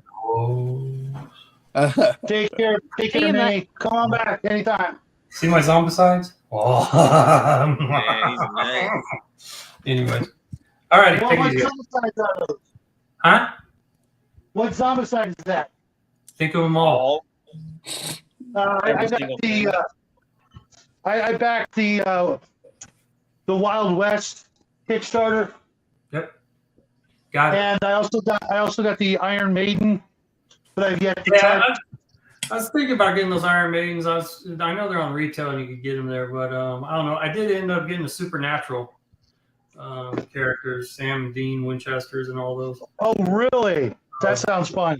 Yeah, and yeah, but the Marvel zombies, and now they're coming out with Deceased for the DC ones. I'm just, Man, I don't know. So the Wild West was a freaking a ton of stuff, and I still have yet to even read the rules for it. It's supposedly like one of the most challenging ones out there right now. The Wild West. I honestly, I got it for the minis just because I'm a weird West kind of guy. Yeah. And I can't wait to get into it, but I've got to do a bunch of other stuff. Yeah, that's Before why I that, keep telling people. They're talking about miniatures. I said, you could buy a box of Zombicide, just like retail or whatever for like $80 and get like 70 minis, and you don't have to use it for Zombicide. Yeah. That's Right.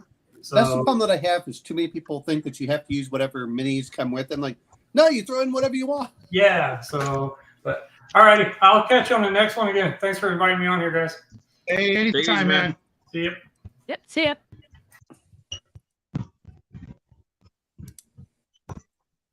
About time we had him hang out with us at least for a little while. Sure.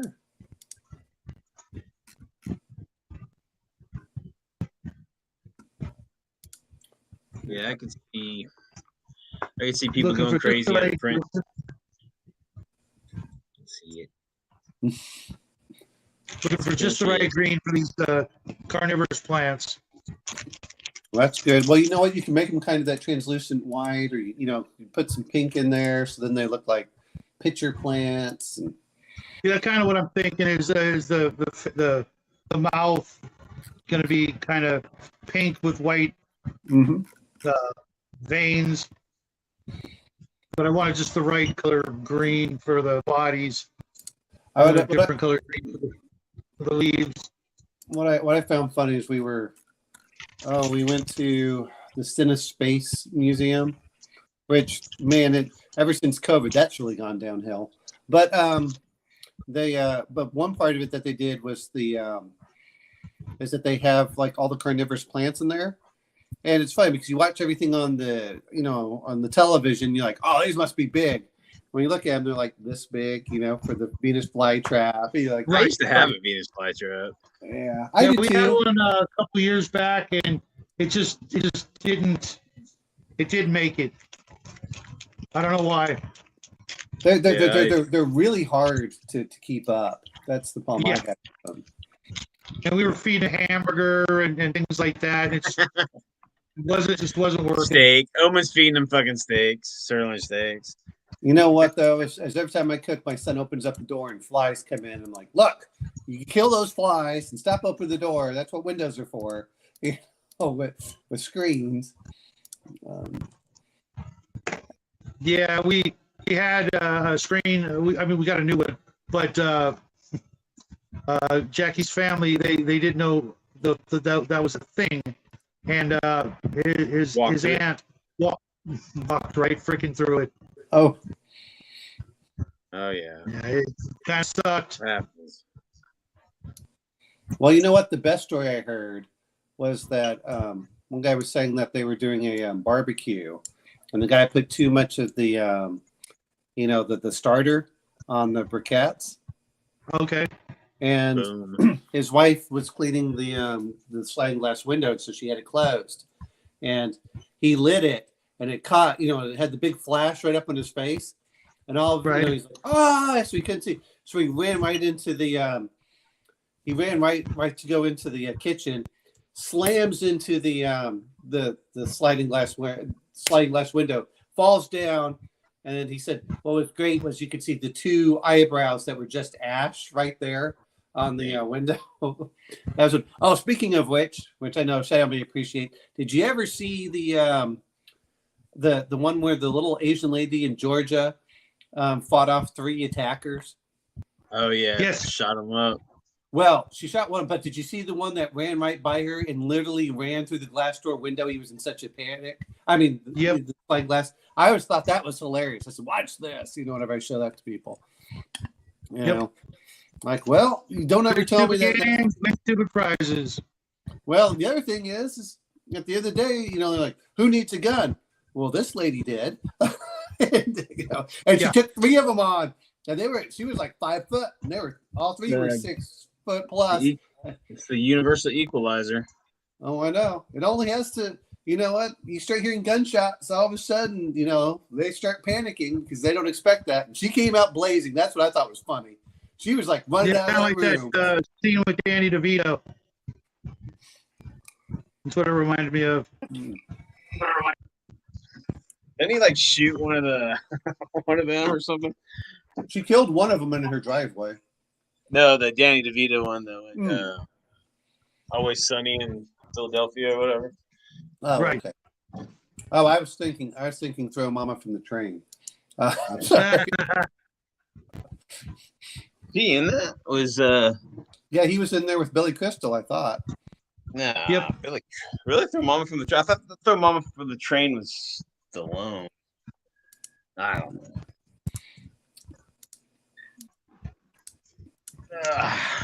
Now, That I'm was talking a the last long time that time Sylvester ago. Stallone did a comedy. The last comedy he did was what?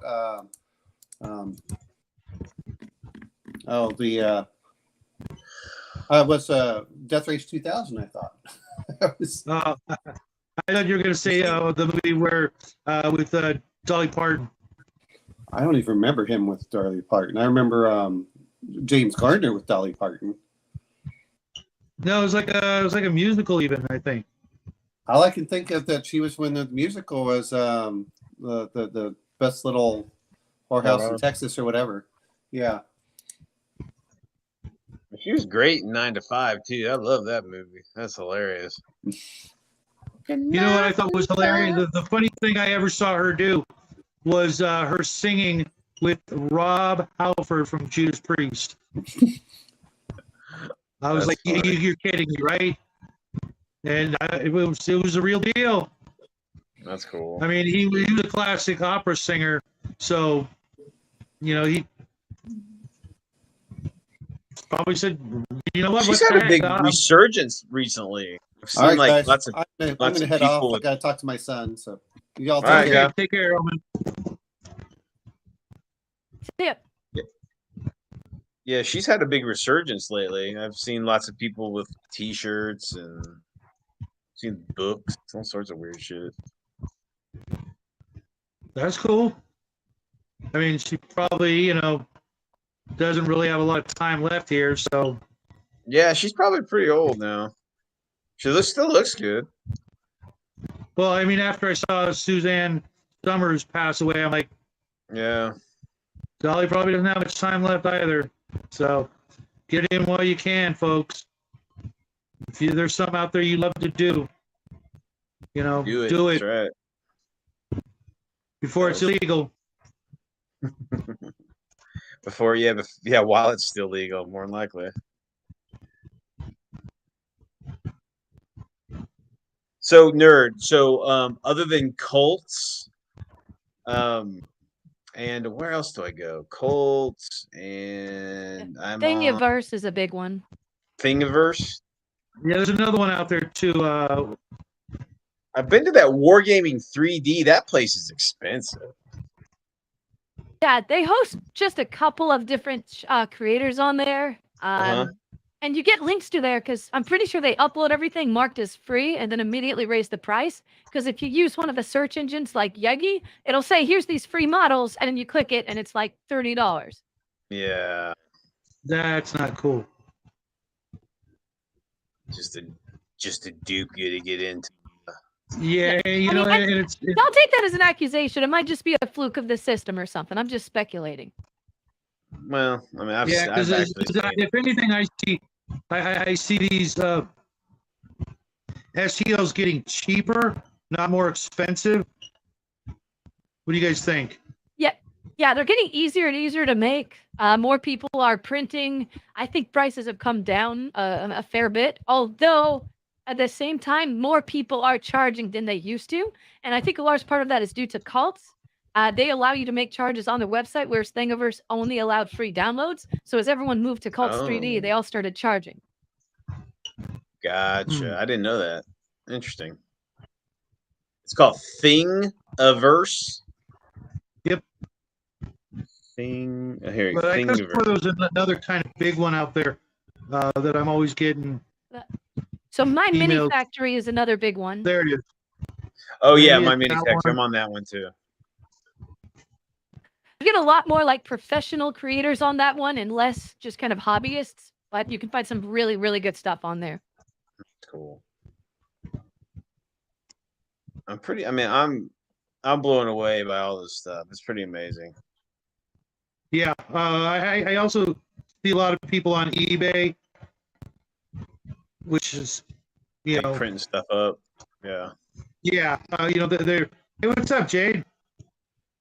Sorry if I missed you. If you've been hanging out there for a while. No, it looks like you just got here. What's happening, man? You want to pop in? I'll drop the link for you.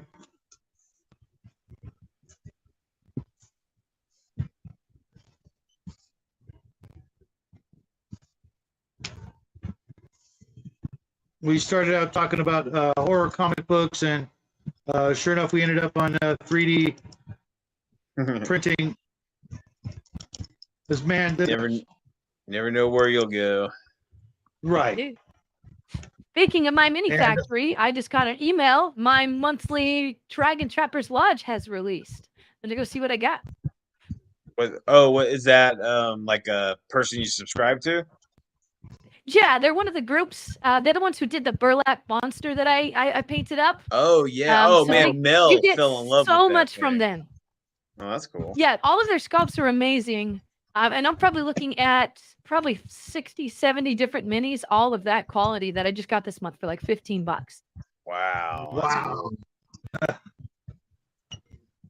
That's crazy when you think about it, compared to going to a shop. Oh, this one's got some Weird War stuff in it. There's World War No. II kobolds, paratroopers kobolds? with PPSHs, Pipishes, Yeah. like paratroop Soviet kobolds. There's What? armored dragons with like howitzers on their back. This one's Oh, sweet. geez. Oh, You know, dude, when that's I was- awesome. When I was looking at the watching the video today about the old horror comic books, that was one of the titles that really caught my eye. Not just because of you, but I remember reading the Weird War tales, because it wasn't just WW2. It Lots of different you know, shit. yeah. Sorry, I got distracted. Mac asks, if you mix sawdust with 3D resin plastic, can you print working vampire spikes? Hell. Yes, you can. There's all sorts of like. I'm pretty sure practical only printing. cast iron actually works. That was wood that killed vampires. I guess it depends on the vampire, honestly, because it's like there's different vampires and different cultures, different folklore. That Yeah. Buffy used steaks, didn't she? Yeah, she was like just Yeah, she effortlessly, had her duffel bag full of steaks and she'd start flipping them out. just effortlessly just staking them, and they just like burn up or whatever. They burned up, right? Like the ash. Yeah, they would burst into flames and ash out. What do you call it? Jade says they make wood particle PLA for printing. Yeah, I remember reading that.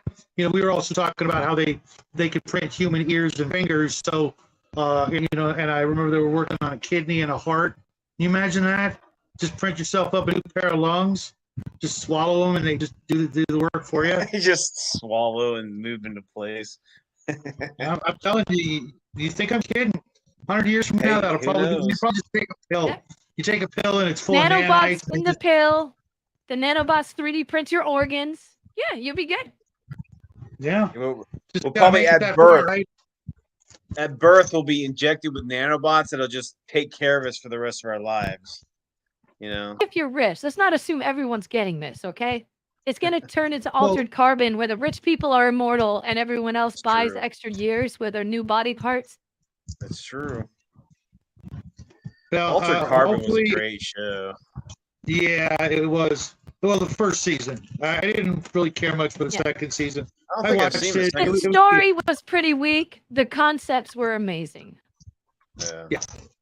And There was if everything goes well, I'll set Jackie up, and he'll live, a couple of 100 years, and then he'll get tired of this crappy world because we haven't yet left the planet, which just blows my freaking mind. How we have not gone back to the moon, just It's expensive. we could do it in 1967, supposedly. We should be able to do it now. I mean, if we can spend the kind of money we're spending sending to other countries Why can't we send some people up to the moon, get them working, make a new, I mean, we could make underwater, habitat, like underwater laboratories. We can send people to the freaking moon. It's easier to go to the space than it is to mess with underwater. That all that pressure is a beast, man. That's even harder to mess around with. Well, either way, they need to get people over there. I want to see that in my lifetime. I mean, we've had what? My literally, I was just a tiny little kid in diapers. I remember watching the moon landing, and they've had all that time. They could have gone back. Yeah. And there's nothing there.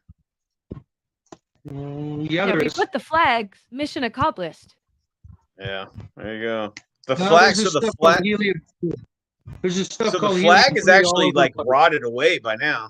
That I watched some sort of a documentary about like specifically like is the flag still up and waving? And actually it got knocked down when they launched off to go back to the mothership. So they knocked it over. But there's limited like there's a small like very limited atmosphere there, and it was only like cloth. I don't think it was nylon or anything. It was like a cloth. So they're saying that it's probably just rotted away. Or maybe they never put there in the first place. Just saying. Yeah. My favorite conspiracy is they made it to the moon, but the footage is still fake. What they did, Yeah. they did not record. It was much more secret than just posting a flag. Yeah, a friend of mine sent me a video on the interview that Buzz and Armstrong did when they got back, and they looked like devastated. They did not look like the happy SOBs you would expect. I mean, if that was me, I just come back from the moon, I would be like, going to every bar in town, eating and drinking for free the rest of my life. You know who the hell I am? I am freaking Buzz freaking Armstrong, or Aldrin, excuse me. You know what I mean? And no, these guys look like someone had just ran over their puppy and made them drink it. I mean, it was just like, what the hell? They probably felt more alone than anyone else in all of history. Imagine looking down at the Earth, right? The greatest expanse that humanity has ever known. And it's this tiny little nothing in a sea of black. Like, that could mess with you. I mean, just imagine who was the guy that was in the mothership doing the orbit? Who's the guy in orbit at the mothership? Oh, God. Someone's going to have to look it up because it's blanking out. Yeah, but just imagine him. They're down below, and it's just him in that thing, just spinning around. Knowing that none of us will remember his name.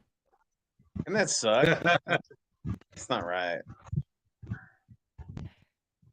That's going 99% of the way to the moon and then not touching it.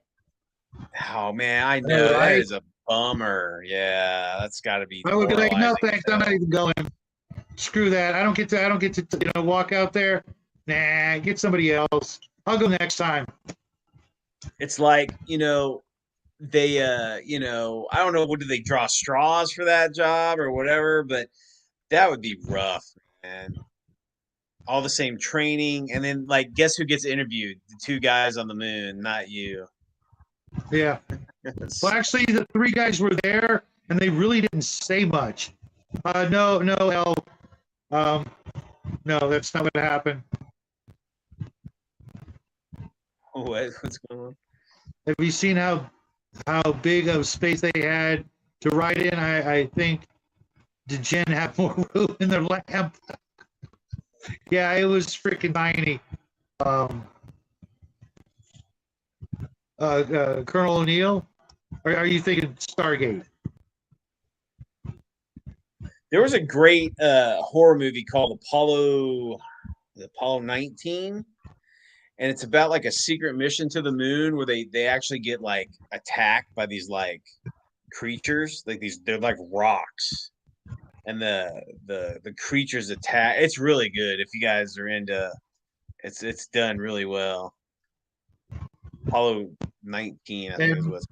Mac says they were taking supplies to the secret Nazi base. So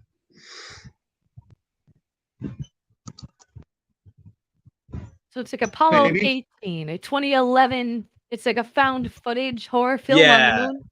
Yeah, it's good. Check that out. It's really good. It is like a found footage, but it's like seen through like the cameras and shit on the spacecraft, and it's really good. It's freaky.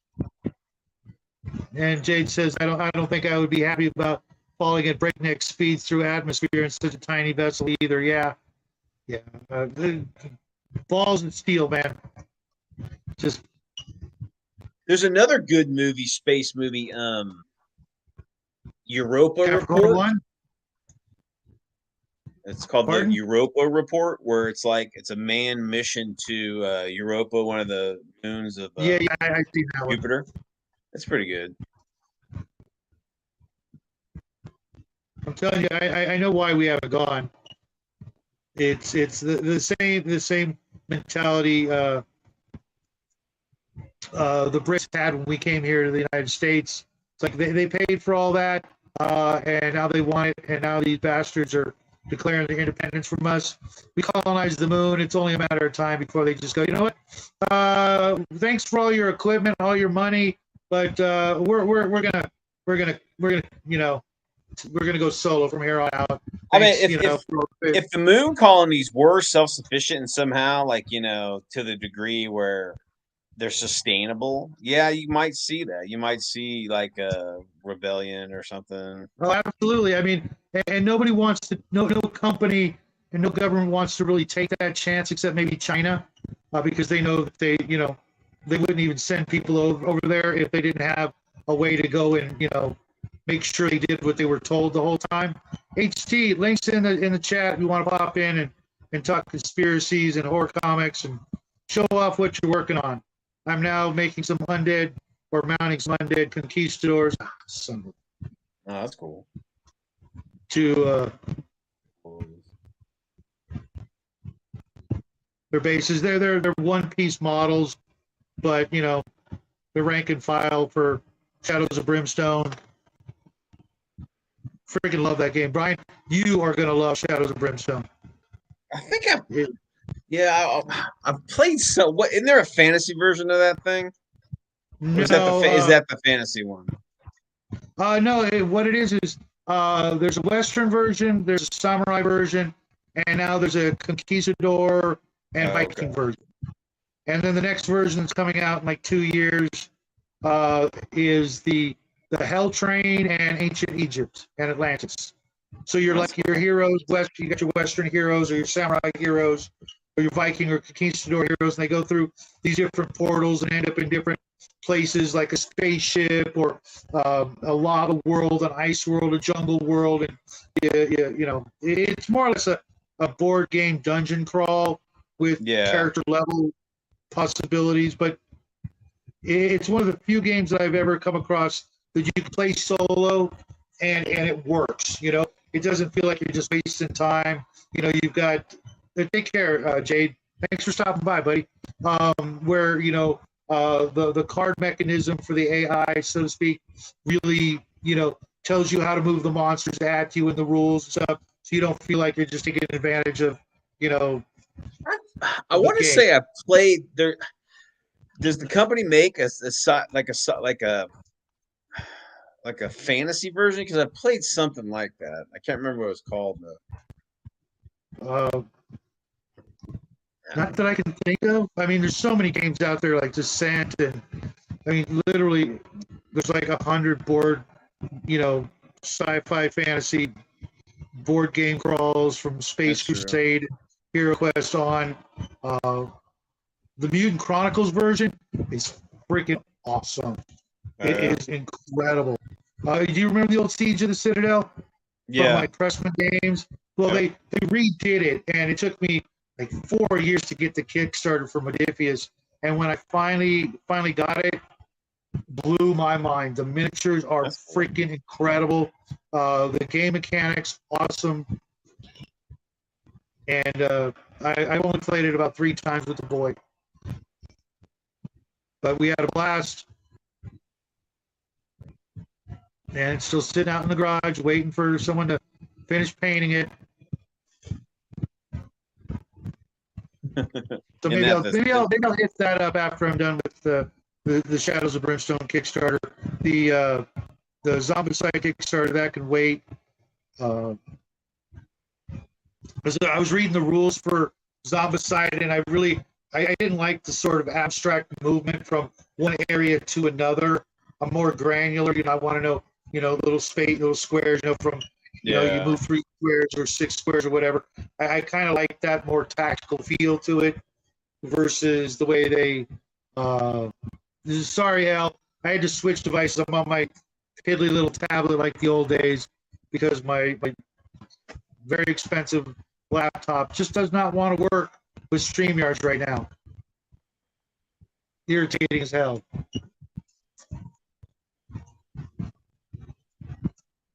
But I'll mess with it after the show. Make sure we're good to go on Saturday, which I don't have a topic for Saturday. I got to come up with something. We're in a new month, and this is my last horror hurrah. Till next year, I guess.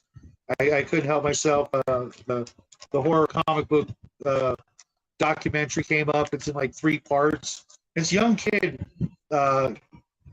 he can't be more than 35. Did a fantastic job of doing the research and talking about EC Comics and all the other companies that just shriveled up and died because of bull crap that didn't need to happen. People weren't doing the things they said they were doing. And the government really turned the screw on those guys. And it really didn't solve anything, and it really didn't change anything. And hey, we got HT in this freaking house. Come on in, man. Add to stage. What's up, HT? Can everybody hear me? Hey, yeah, we can hear you just fine, man. Hold on. Bye. Welcome to the show. You're good. Probably sound better than I do, according to L.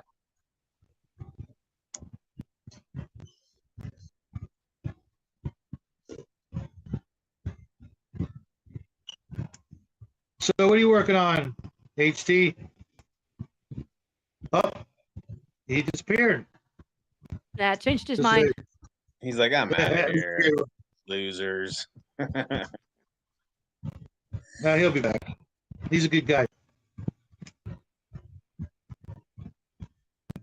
I like his show. He's got a lot of enthusiasm for the hobby. He may be opinionated, but aren't we all really? At least you know where you stand with Diver. He says what he thinks, and that's hey, a lot of people don't do that. I'd rather know what someone thinks than that question. Or get that fake personality like so many people out there have. All right, for real. I'm sorry. YouTube is so crappy that I can't use my normal browser. So I'm using a different browser, and I'm going back and forth from my old browser from Brave to Mozilla. So it's a little annoying. What is Brave? I've never heard of that. It's a browser that blocks ads. Oh, okay. Yeah, it's Chromium based, focused on privacy. It's pretty solid. Yeah. I got that DuckDuck. Oh, that's a search engine though. DuckDuckGo. Yeah, DuckDuckGo. I use that when I have to when you really want to find a news story, use DuckDuckGo because Google, you pay for the top result, and there's nothing. Yeah, you really got to dig for accurate information, I should say. I'll think about it, but I don't know if that topic can last 2 hours. But other than that, I am working on some 30K dreadnoughts, and I'm waiting for my metallic to stop exploding. God damn, I barely shook it. Is it Temperatures or something more spicy? No, it's just a dreadnought. It's nothing special. Is it that Army Painter metallic you're working with? No, it is Vallejo Air color. Okay, I'm picking up some of that. Oh, well, the Vallejo a metallic air set this weekend from my local hobby store because the speed paint metallics were just. I'm just not impressed. I haven't even tried any of the Speed Paint 2.0 yet. I'm still in the dark ages. I need to get enlightened really quick.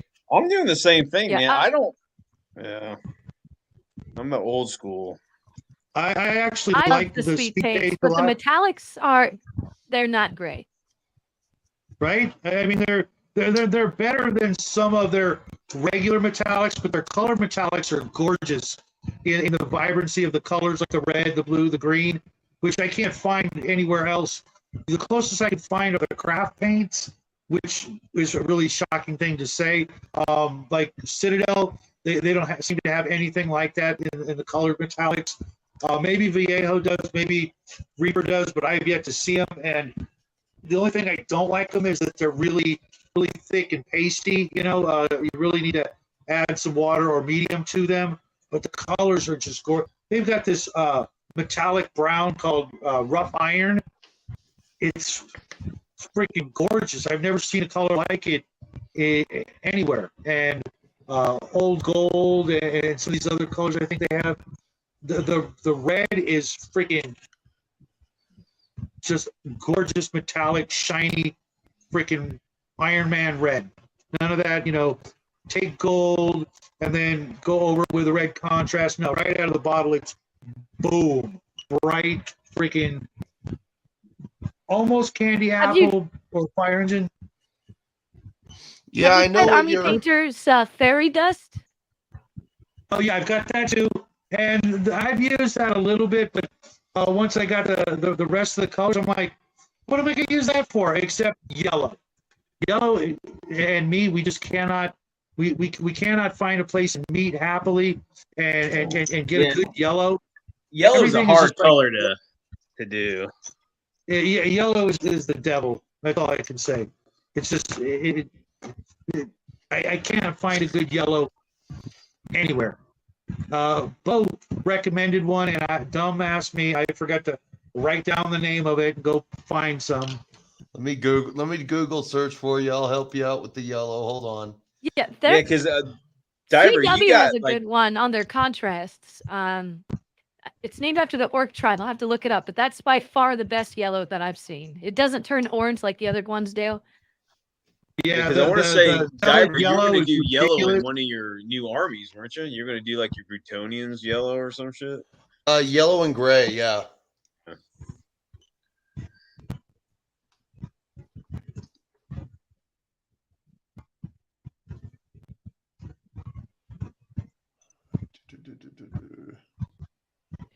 So a lot of people tell you to do it over white, and I'm seeing that in the comments here. I found a light pink works better for the undercoat for Yeah, yellow. I saw Goobertown, I think it was, did that video, but then I watched another one of his videos, and now I hate his guts. Sorry, Goober, but I think you're fake as hell.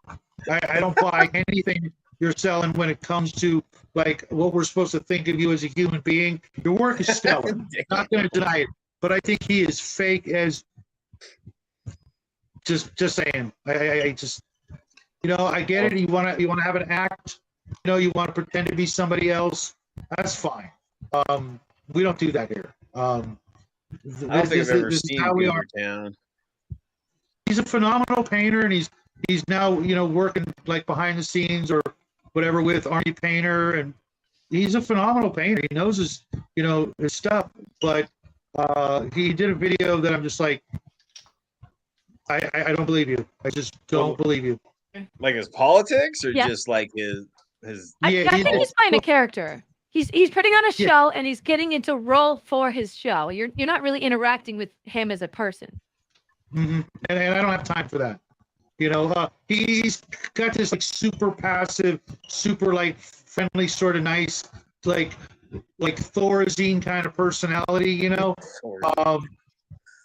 I just like, dude, if I'm gonna watch somebody, I want to know, like, I want to get to know them. We can do that nowadays. I met every one of you guys through the internet. You know, chances of meeting each and every one of you, even you guys in chat, you know, it could happen, but it's not a guarantee. You know, You and if know I'm who? gonna, you know, Who I think is fucking awesome is that Zorpazorb guy down in New Zealand. I freaking hate that guy. I mean, You I have do? no, I have no, you know, it's just like, oh, look, I made all this terrain. I have literally no job that I ever have to be at ever. And it's just like, oh, really? So you're just going to throw it in everybody's face? You He's know, like, I mean, no, Are you he was like, he was in the business. I think he was in the movie business. He's like an engineer and like so Well, he like no, he's done shit. I know he's done shit. You don't make terrain like that at Tim Burton level quality unless you've done Yeah. shit. But It's I mean, impressive, dude. It's fucking awesome. are you talking Sumiko No, or the name you actually said? Zorpazorb. Zorpazorb. Really, I've never heard of Crazy that. I've detailed terrain.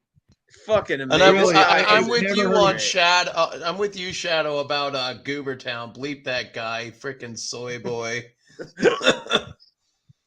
Yeah, I mean, have you seen his guns? I mean, the dude is working out steady, and to me that says testosterone. And then you come at me with this freaking milk toast, the most watered down. I mean, even he makes Bob Ross look like a badass when it comes to personality. He does. You He know what I mean? does. And I'm just like, dude, I have to watch this guy. I don't think I've ever seen anything. I don't want to hang out with somebody like that who can't, like, you know, tell a salty joke or two, if you know what I'm saying. Who can't, you know, Well, again, be yourself, man. Nerd said he's just playing the part, you know, just like I totally believe that. I totally believe that. But you know, when you're going Everland is hanging the out with, base. Okay. Sorry, when you're- sorry. I when was you're- looking for your yellow. I've got it now. okay, I got a pen right here. All right. You want Aberland Sunset by Citadel.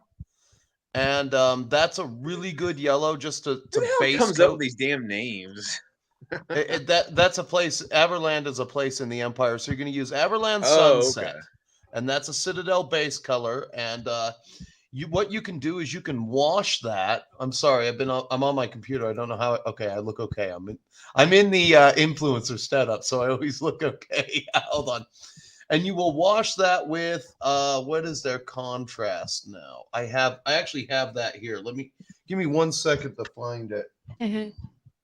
Yeah, I really liked their Bad Moon as the contrast. All right. I leave a couple. Here we others. go.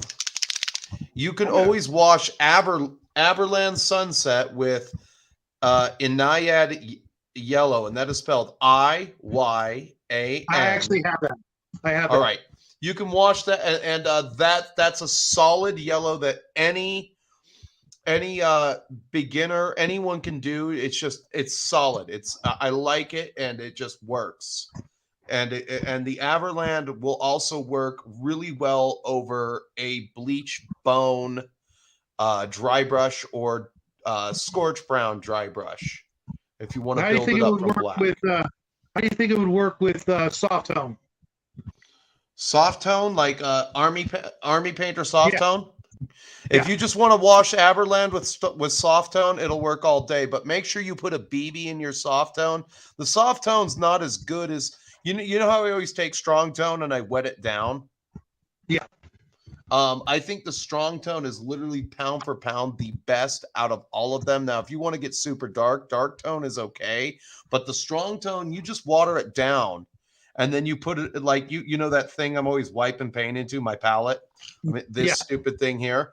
You just wet it down over a brighter color on there and see if you got the desired effect. But like for every 3 drops of strong tone, I always add a drop of water, and it is pound for pound like my wash-a-haul. But I just couldn't for the life of me because I haven't been to a game store. I only go to a game store if I absolutely need super glue, and if I'm going to order some Aberland right now, as a matter of fact. I got a actually question. just used. Go for it, Brian. I got a question for you guys. So, like, everybody and their fucking mother has a damn painting range, right? A line of paints. Sure. Are all these paints coming from the same kind of like chemist, like same distributor, and they're just repackaging them in different names, or are No, I they don't like? think so at all. Do these No, companies all have like a paint department that like have like does chemists or whatever doing it? Well, Army Painter, that's how they got started, was just paint. And Yeah, like Reaper's got it. Reaper's been GW. around forever, so that Yeah. it doesn't surprise me on that one. It's just like there's tons of fucking painting lines out there, and I'm just like, it's almost like like when you go like to a Chinese buffet, right? It's all the same like food distributor. It's all the same food Yeah. basically coming from the same yeah, it's spot. like but they're those, just it's like those little mom and pop restaurants that put mayonnaise on the burger, but they all, it's the mayonnaise, the chopped lettuce. It's the same burger at all these little mom and pop places that have amazing onion rings. And when they make a pastrami sandwich, it's like 2 pounds of pastrami and a soggy roll. You I've been to, like, Californians 50 are way too spoiled with your dining choices. And you're also spoiled with like the Mexican food that you get, not to mention some of those fusion restaurants. oh, Mexican Texas is the food same is- way, dude. We got everybody down here, man. Mexican food is like more expensive than any other restaurant you could think of, if you can believe that. It's How freaking very amazing. demolition man of you. Welcome It to is Taco amazing. Taco Bell I won mean, the food wars. You pick your favorite like steak chain restaurant or even a mom and pop or even one of a kind really nice steak restaurant.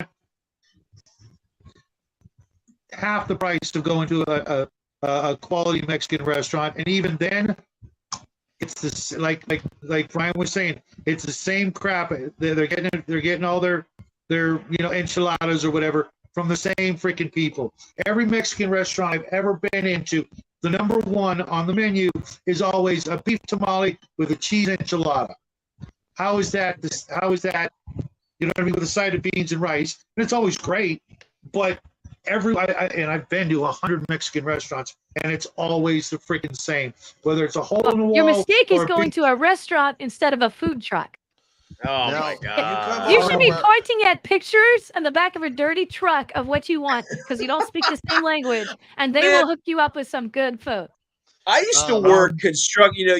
Diver, you're a construction kind of guy. Yeah. You're in that area. Did it too. Back in the day, dude, you only ate at a roach coach because you had to, because there was nothing else on this job site for like 10 miles or something. Yep. But now it's like, ooh, it's so hip and cool to have all these trucks. I don't trust them, man.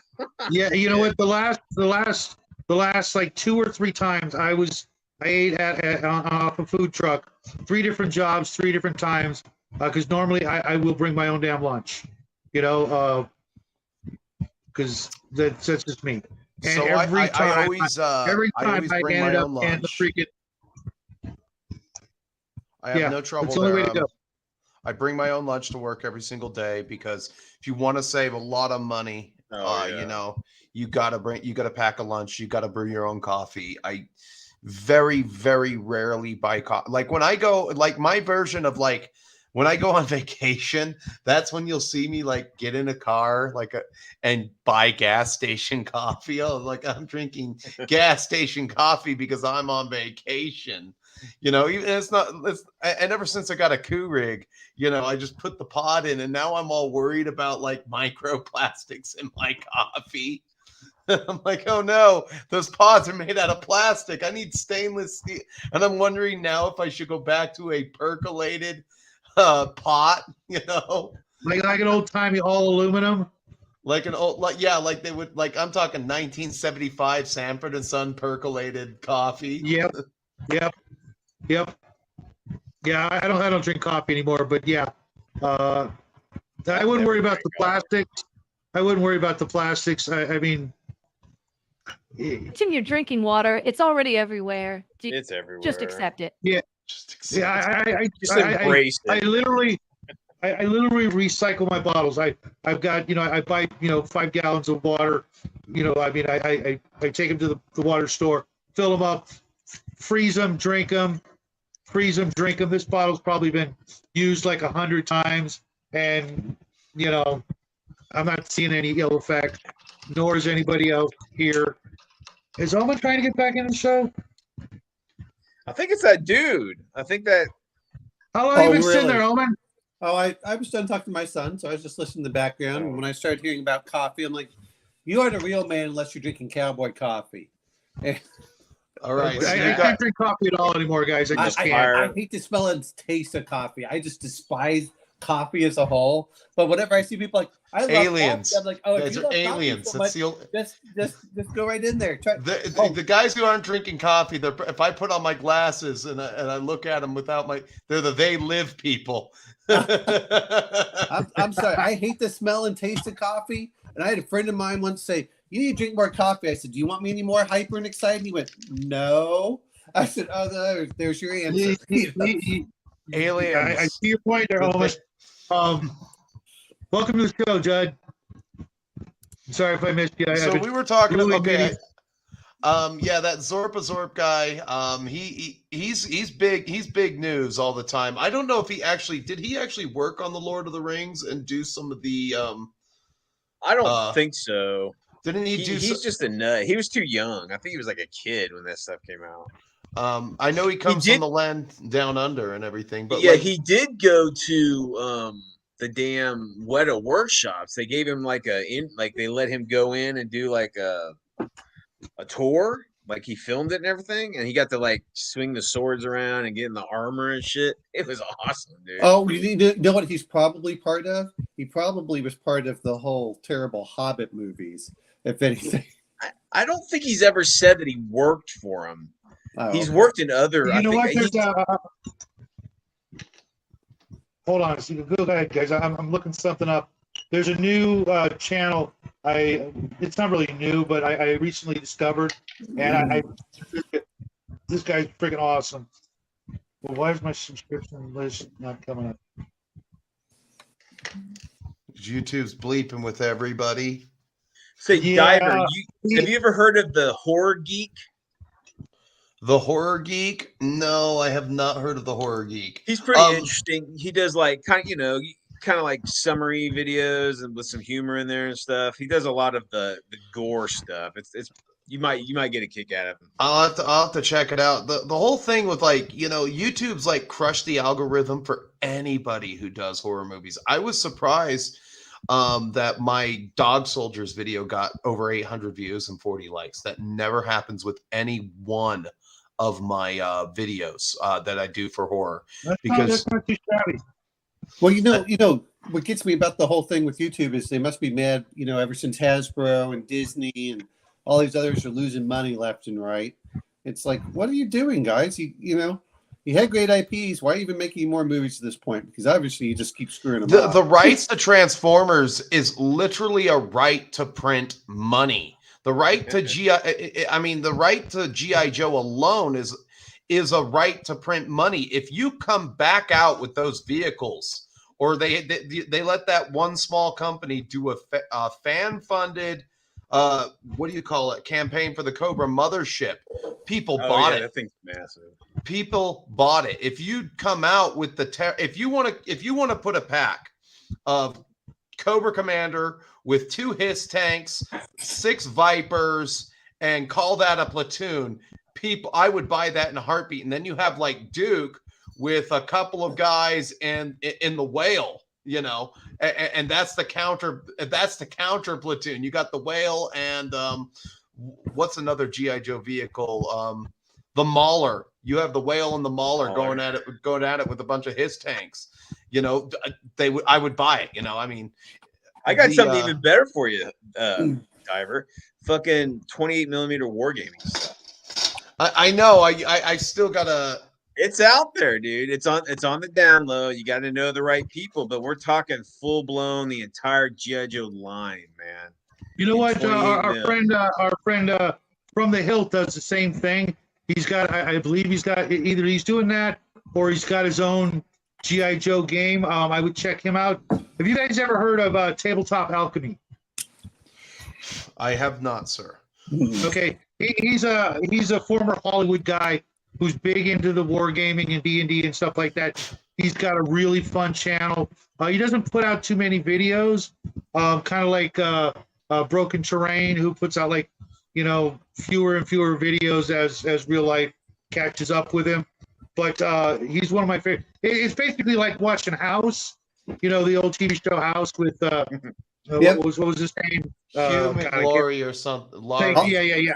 It's like watching him teach you how to make terrain. It's funny as shit. The guy hasn't seen a razor, but once every month, I guess. But he's funny as hell, and he knows his stuff. For a Hollywood guy, he doesn't come off as like a douchebag, I guess.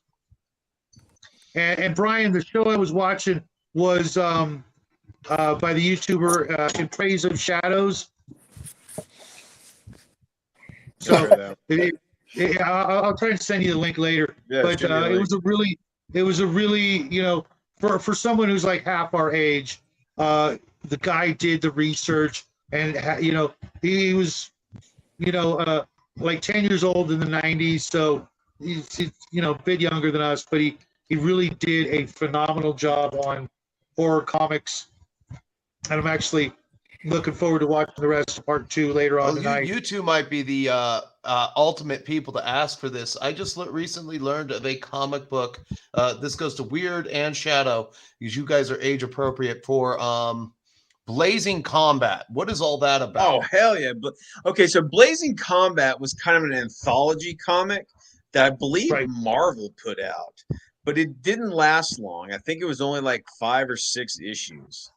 But it has some great, fantastic artwork. It had a lot of the guys from EC Comics, a lot of the artists and writers from EC, all the EC stuff.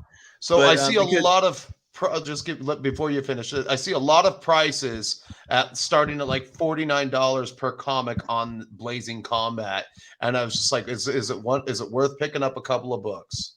Not at that price. I wouldn't. All right. I mean,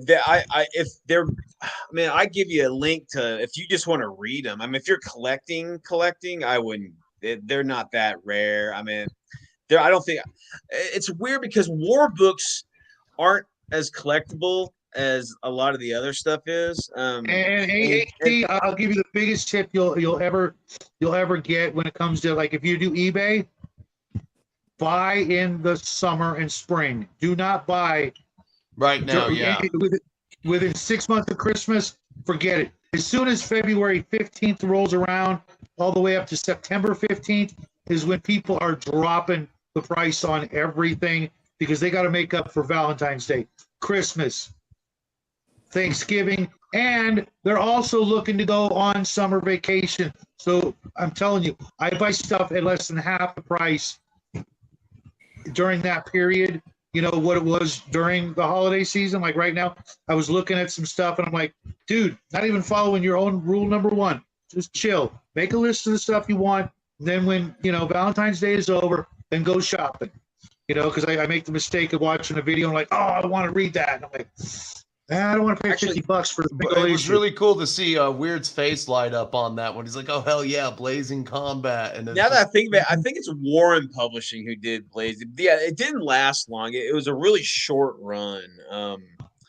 I would say if you want to get into any kind of like valuable war books, it would be DC stuff. Rock, Army at We'll do, War. Cal. I'm dropping the link for you, Cal. Our Fighting Forces, Unknown Soldier, shit like that. Marvel tried to do some stuff. well, they had Nick Fury. I have that whole issue of it's in one of the Weapon X comics. I'll have to bring it on stream one time, where Nick Fury and his Howling Commandos meet Dracula.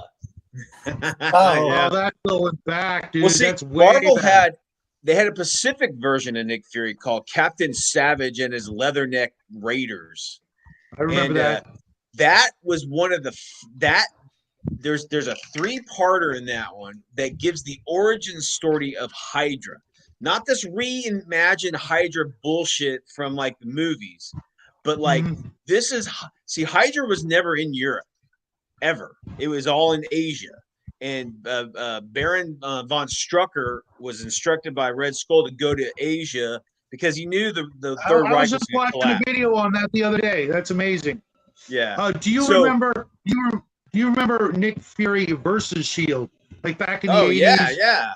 So, Okay. Fantastic. That was the artwork. The covers were with not Shrenko, but Szynski or whatever. his name Bonsai. is. I'm just looking at some of this art right now. It's pretty cool looking. Yeah. And so Cal's going to educate us on speed paint. What's up, bro? Long time no see. No, maybe I'm going to give you a homework assignment. Sorry, I got to put these on so I can see the little print on the screen. These are terrible. I'm on my tablet and it sucks. Yeah. Well, I couldn't read one of the names earlier. I was picking up my wife. That was Holy Diver. Yeah. No, I finally did. One of my eyes works and the other one doesn't. So sometimes I get half and then I figure out the rest.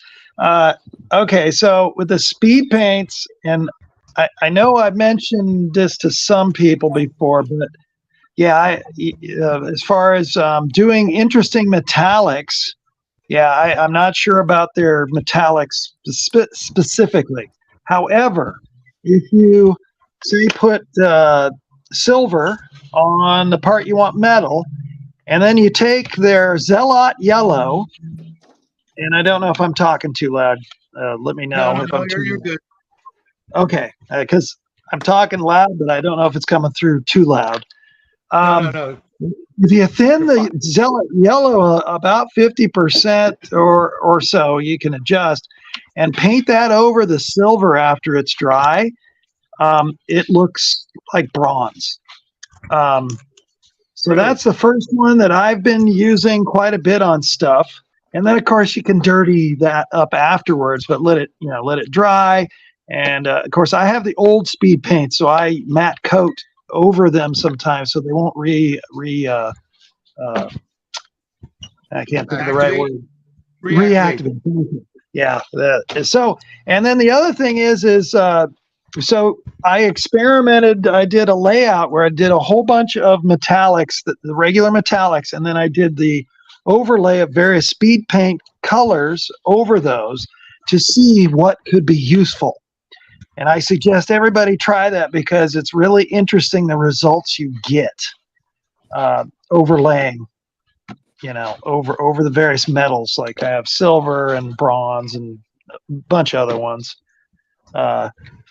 Yeah, so it gives you something. It's weird. I was watching, the promo videos for the speed paint, and when they got to the metallics, they looked phenomenal, And I'm doing the same thing they're doing, a Zenithal highlight, blah blah blah, and they just turn out like watered down Army Painter metallics. Yeah, they're not doing what they're supposed to do, which is go in the crevices and leave a lighter, upper layer. And I'm just like, what am I doing wrong? I just do washes. Just do a black wash. I mean, I just do block colors and do a black watered down black wash, and it just well, see, it's the almost reason like I got an the reason I got. It may I don't- sound weird, but the reason I got the speed paints in the first place is because I was going through washes like they were going out of style. And I'll do a dip. The Army Painter. I'll do dip on some stuff too. I mean, I see the Army Painter how it works. But I don't know, man. It's just not my style for some reason. I want to try that. I painted the same way you did, Brian. That's how I always painted. But when I got the speed paint one, the first run, I really liked what was happening over at Zenithal, just to get stuff banged out faster because I've got, hundreds of things I want to get done just to be table ready. If I want to spend time on something important, I've got this strategy with me. I never worry about getting my stuff like looking like, awesome because I want Jackie to come at it years from now and pick up one of my minis and go, oh, I can fix this. You know what I mean? So that he can still get to paint everything I painted. Oh my God, you're damning him to a world of pain and agony. You can never repaint. That's a cardinal no-no. I've You paint repainted the damn several thing armies. once. That's it. Well, I mean, well, I want to. he's actually a really good painter, and all I'm doing, I figure, is just doing the base coats, and maybe a little bit of here and there stuff, maybe washes and some dry brushes.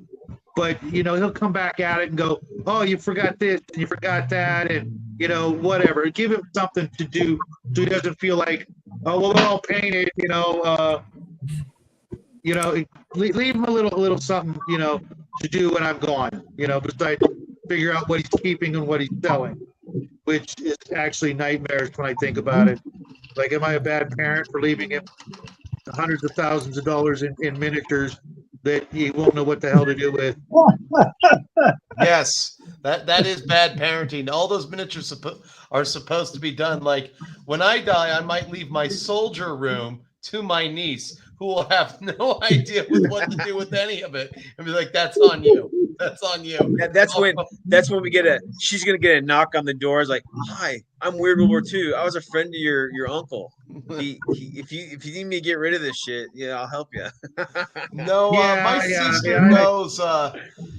She knows to call my buddy Anthony because I said he'll probably be the only one down here who will come down and tell you what everything is worth.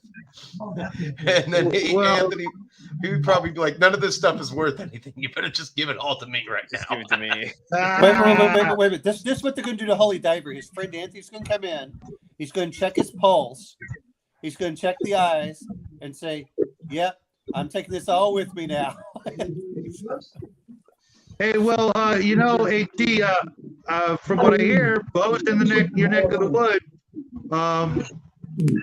I know I've got to set something up with Bo from Bo Paints Minis. Bo's a great guy, man. You will enjoy hanging out with him. He can be a little bit. He can be a little stressed out at times, but like best friends. Hey, Cal, can you spin it sideways? Spin your phone sideways or something? Oh, hold on.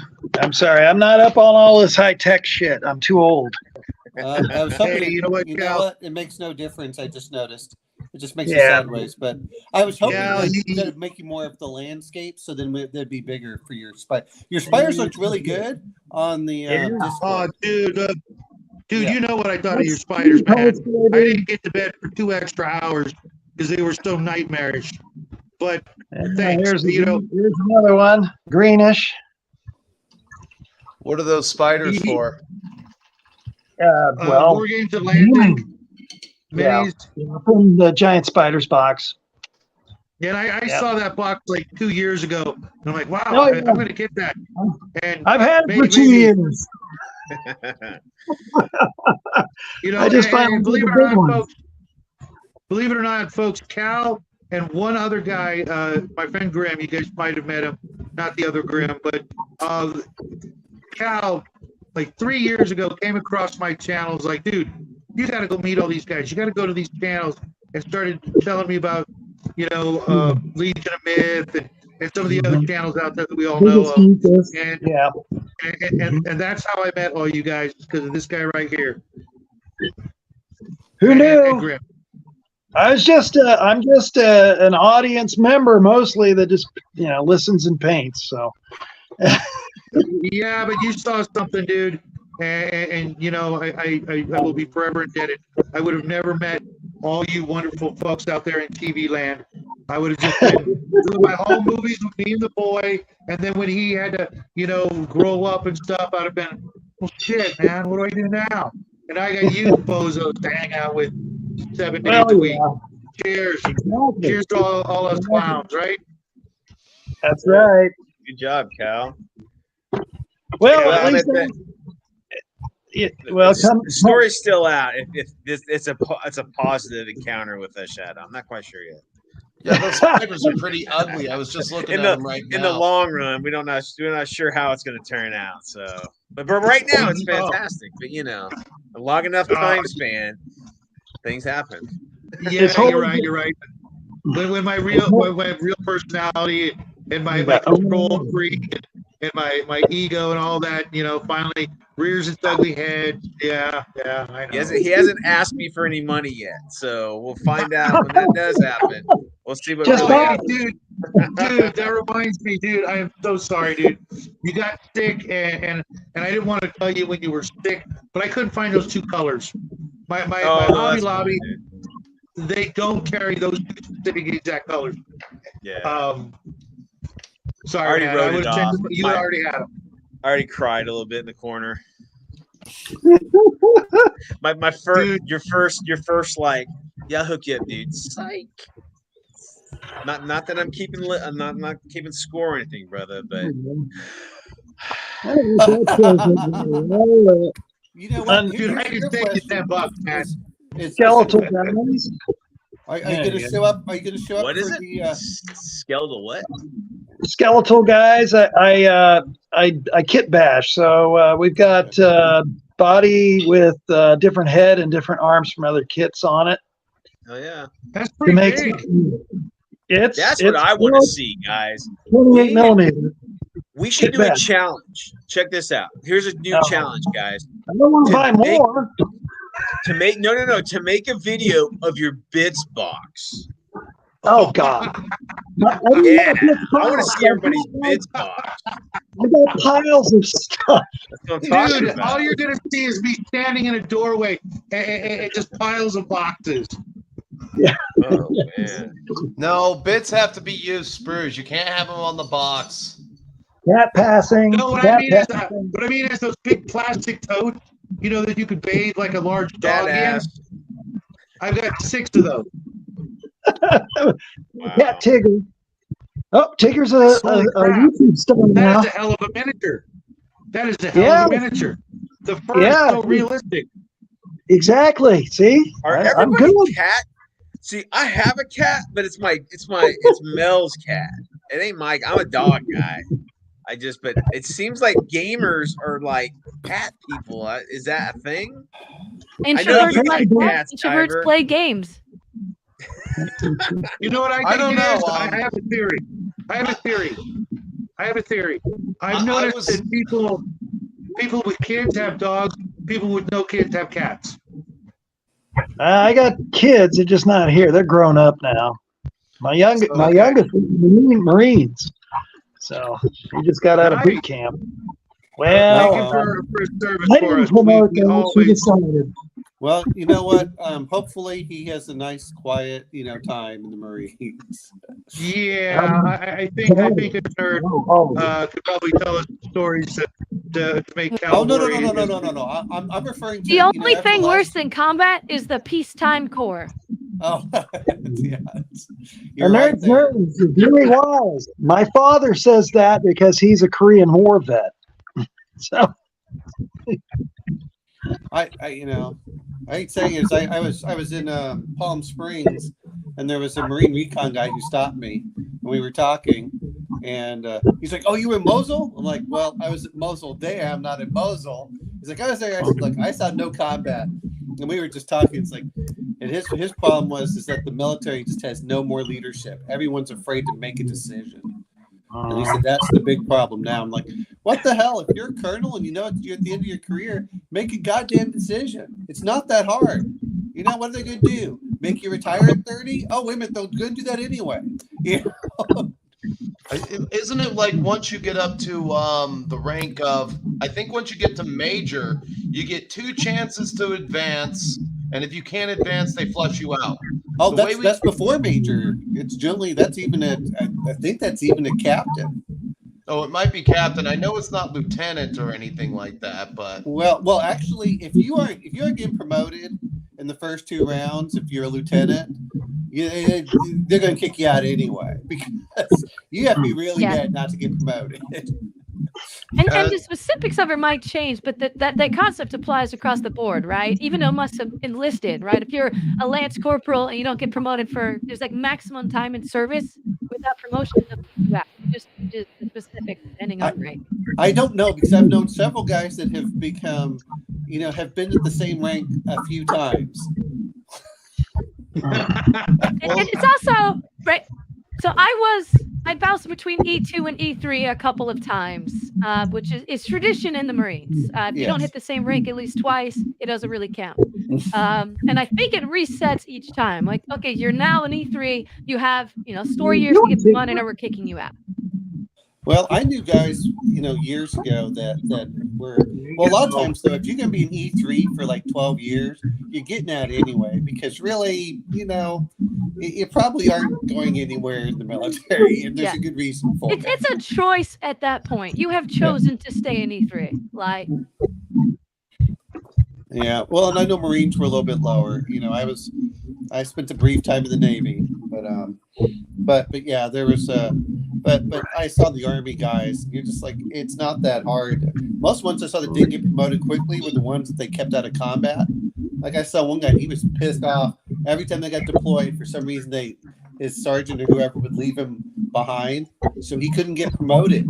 So he was like 2 ranks behind everybody else because they had all had combat experience.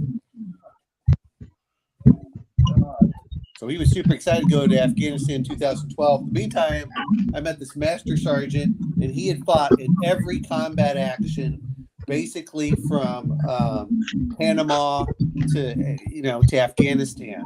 He had been in Somalia. He had been to Haiti. He had been in Yugoslavia. He'd been in all. Like, if you named a military action between Panama and 2012, he was in it. And he's like, I'm finally going to hit 20 years. He says, my battle plan is to dig a hole and just to hide in it for the next 12 months. Well, you know what? You deserve that.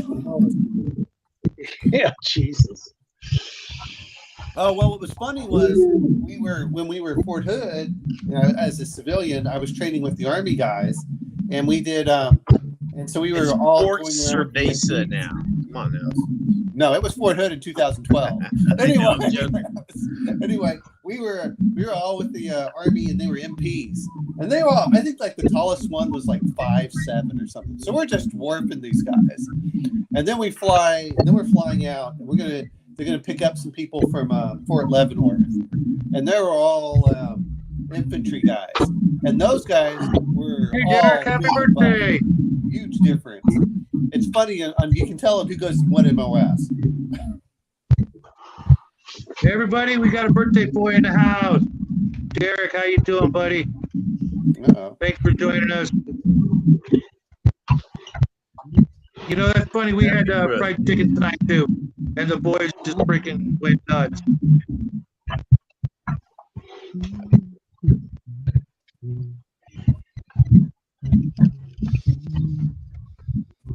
Sorry if I'm missing you guys in chat. I'm actually painting, and I keep telling myself I gotta. Asparagus.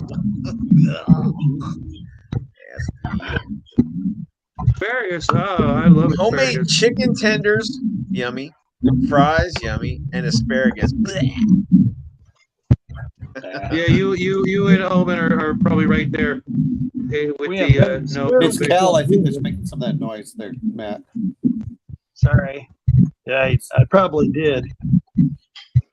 Probably. I was getting some water. Well, Out of it my says that there's a dead man. I don't know if there's wind or something. Yeah, I don't know if you were here earlier to see my freaking technical transgression. I had to switch to my other tablet because my camera's just not cooperating. StreamYards must be upset with me because I'm streaming so much or something. I don't know.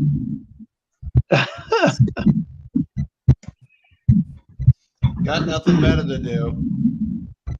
Well, no, it's not that. It's that I actually get more done when I'm in front of a camera, like James was saying today. It's like I just don't come up to the studio to paint unless it's just I suppose I could bring my boombox up here and listen to music and trying to get into that kind of zone, but it You can definitely bring your boombox, and you can play your theme song for yourself, your intro song. Yep. I actually have an outro set of music as well that I've never played. I feel real bad because I have yet to do a stream with DM James, and I've been on your show 3 times now, Shadow. and I've got He doesn't have a regular schedule.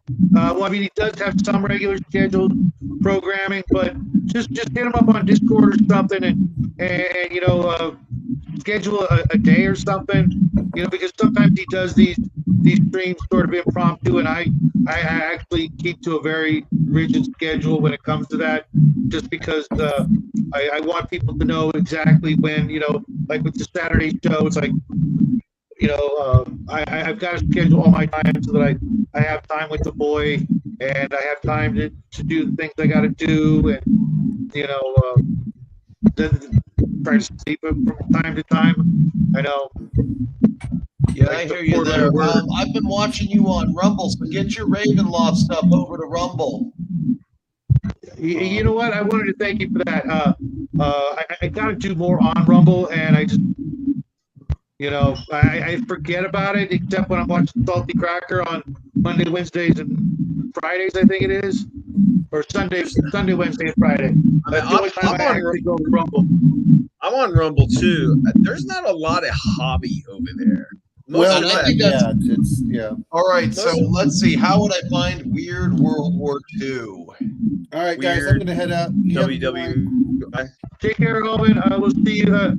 If you see Owen, Colin take it easy, before I buddy. do, tell him I can't make it Sunday. I'll send him a Discord, but Okay. I totally forgot. I feel crappy. Yeah, if the for government that. shuts down, man, we'll do some gaming. Yeah, it's not like that's a requirement. I'm just saying. there that you once are. the government shuts down, because by the I will have nothing else to do other than try. At that point, I'll probably buy the isometric campaign cartographer, and then go start trying to paint maps. For crap. So I'll have plenty of time, and we'll have to try Star Wars Rebellion too, because that's a 4-hour game. It's not like I have anything to do, while I wait for the government to reopen. So, well, we'll see. We'll see. Other than I guess plant trees, but that depends on what my farmer's doing.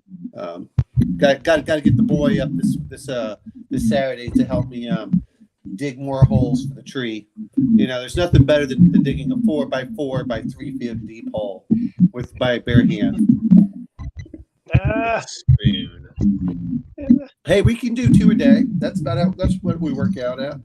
And I got 4 cherry trees coming in, and we're gonna see if they're gonna die again. So That sucks. All right, man. Well, you have a good one. Bye, All right. Omen out. Bye. Night. See you, Omen. Take care, buddy. I'll see you.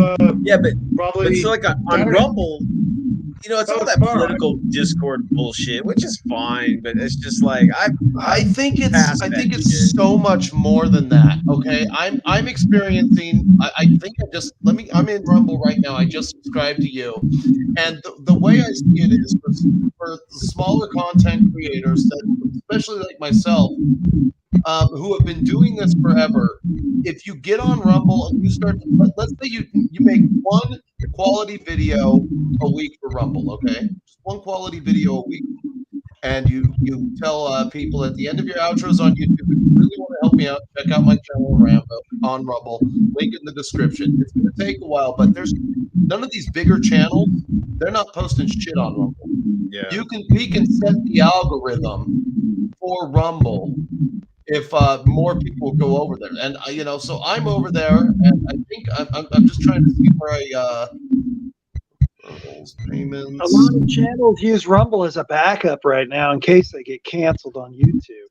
Yeah, that's all I ever did it for, because I had done a Saturday show and someone came on and said something, and I woke up the next morning and they said they took the video down because of misinformation. And I'm like, what? I mean, I'm like, what? And I'm like, then I went over and checked on Rumble, and it was there. And I'm like, okay, cool, fine. It's safe because it's sort of a posterity thing. I mean, I saved every video on a hard drive somewhere or memory card that we've ever done, just so that Jackie has these home movies, and he can show his kids in the future what he and his old man used to do back when there was electricity or whatever. People socialized about a hobby. So it's a nice way to back up everything in case you want to get political or just exercise your First Amendment about something that whatever the next thing is that's not going to be allowed, you'll have it there. But so I mean, I'll take the growth that I've had on Rumble. So now I've just reached my 50th subscriber. Oh, that's take cool. it. Good job, man. you've got what? You reached what? I just reached my 50th subscriber on Rumble. I'll take it. Is that different than a follower? No, that is a follower. That's a Yeah, follower. I got my 50th Really? follower on Rumble. And Okay, dude, I got to send people over there for you. 'Cause I'm at like 150, I think. I'm like, what the hell? Why don't On people Rumble, like- really? Yeah, I think so. And I've only been there for like 6 months to maybe a year. And we've only been on YouTube for a got little over 3 9. August. 9. Yeah, I'll make sure to hit you up there, Brian. It yeah, doesn't I just matter. I became mean, your 9th guy. Weird. yeah, thanks. But so like what I'm trying to get Seventh Son and Leon P66 to come over and at least make content on Rumble because nobody's doing it.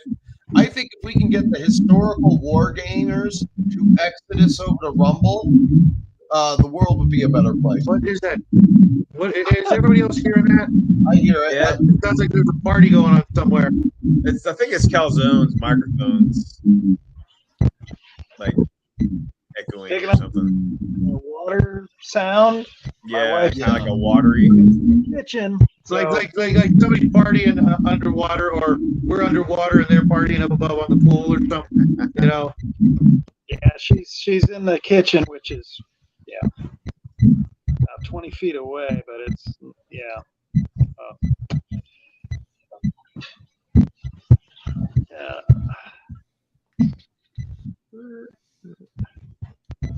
But I think I think that setting the algorithm on Rumble and getting over there first is huge. I mean, during the winter, I'm going to start doing one stream a week over on Rumble. Have you because done a live show on Rumble yet? No, so what I've discovered is I can't because I'm not paying for. Okay, so I'm paying to stream on Rumble, but I'm not paying OBS to stream in 2 spots, so I can't do a simulcast. And so what I figured was I'll do a stream on Rumble. I'll let people know on Instagram when that stream is. I'll make it a regular thing. I'll try to find some way of fitting it into the schedule, or maybe I'll do 2 streams on YouTube and then 2 streams on Rumble on my regular time, so people know to look for me there. So like I'll just have a reoccurring video that I upload on YouTube that says that I'm live on Rumble at noon Mountain. Yeah, that's definitely coming from you, Cal. Yeah. Sorry, guys. over there now. Just tell her to turn the volume down a little for you, and we should be fine. It's all right.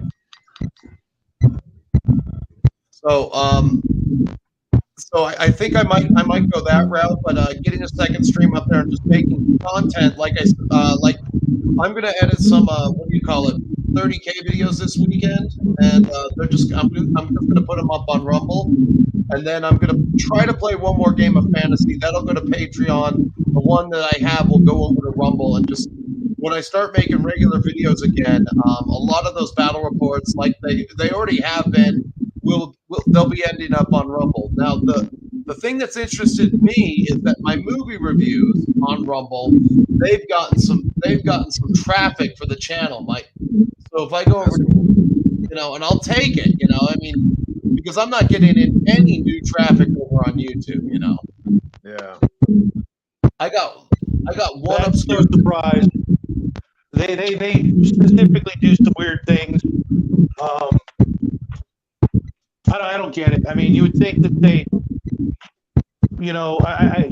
it's not even really a matter of like full on censorship, because my stream is full of, my feed, I should say, is full of videos I know dang well they would rather I not watch, but yet they're coming through loud and clear,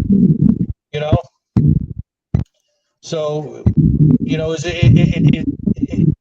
doesn't make any sense. You know, if it's a matter of censorship, then I shouldn't see it at all. If it's a matter of money, they should be welcoming to everybody. It's like, you got views?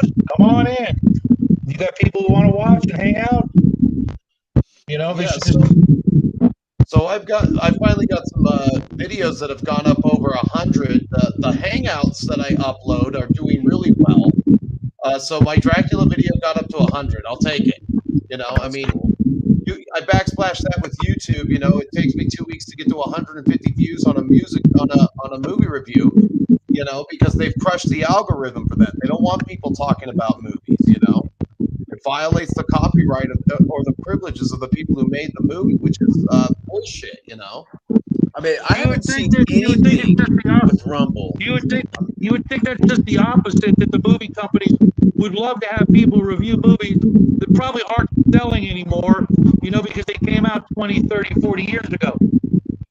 No, they want their money. Take care, Matt. We'll see you Saturday, I hope. Well, they do.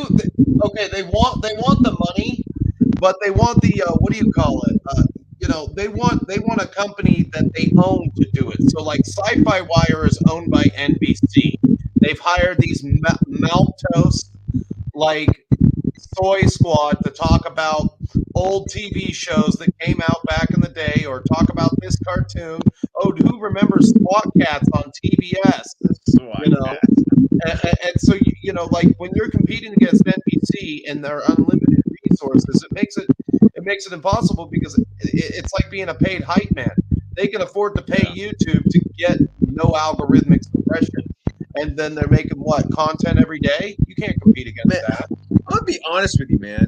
In the gaming community on YouTube, it's fucking boring. It is. There are so many channels doing the exact same shit.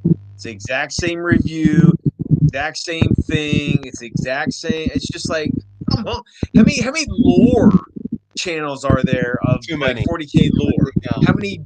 You know, it's just like boring. And it's like when I type in battle report, like, because, you know, I like. You know, I like these guys who just do like gonzo games, and it's a lot of fun. It's just like watching, you know, your buddies play or Take whatever. care, Derek. But you don't see it, man. It's all like miniature war gaming and all that shit. And I mean, I'll go through. I mean, I'm not lying, guys. I'll spend 30 minutes going through all the, you know, through the search engine, and that shit starts to repeat. Starts repeating all these big companies and their big grandiose, you know, battle reports. I know there's hundreds of fucking channels out there that are making battle reports. You know, So one thing that I always do is I set the filter. I always make sure to set the filter to today or this week, What happened, Cal? so that I can find smaller channels, because they make it almost impossible to find smaller channels. Every now and then, like, people will they come into the live stream that I do, and they said, "Oh, I'm just watching you because you're a smaller channel," you know, and that's the whole reason I watch you, and it's very flattering and everything, but you know, I just they make it really hard to just, you know, like finding your channel on YouTube and having that suggested to me organically. That's next to impossible. That'll be in no way. Or even Shadow and Sun. Bill. I don't know who you are. Can you send me in chat name of your channel and stuff? I've never met you. And to be honest, we're getting ready to close it out at 3 hours, so like 12 minutes. I'm also on Instagram and Discord and stuff like that. You know, I appreciate the shout out. If you got such a big old channel, I can't hit the link here because it'll take me out of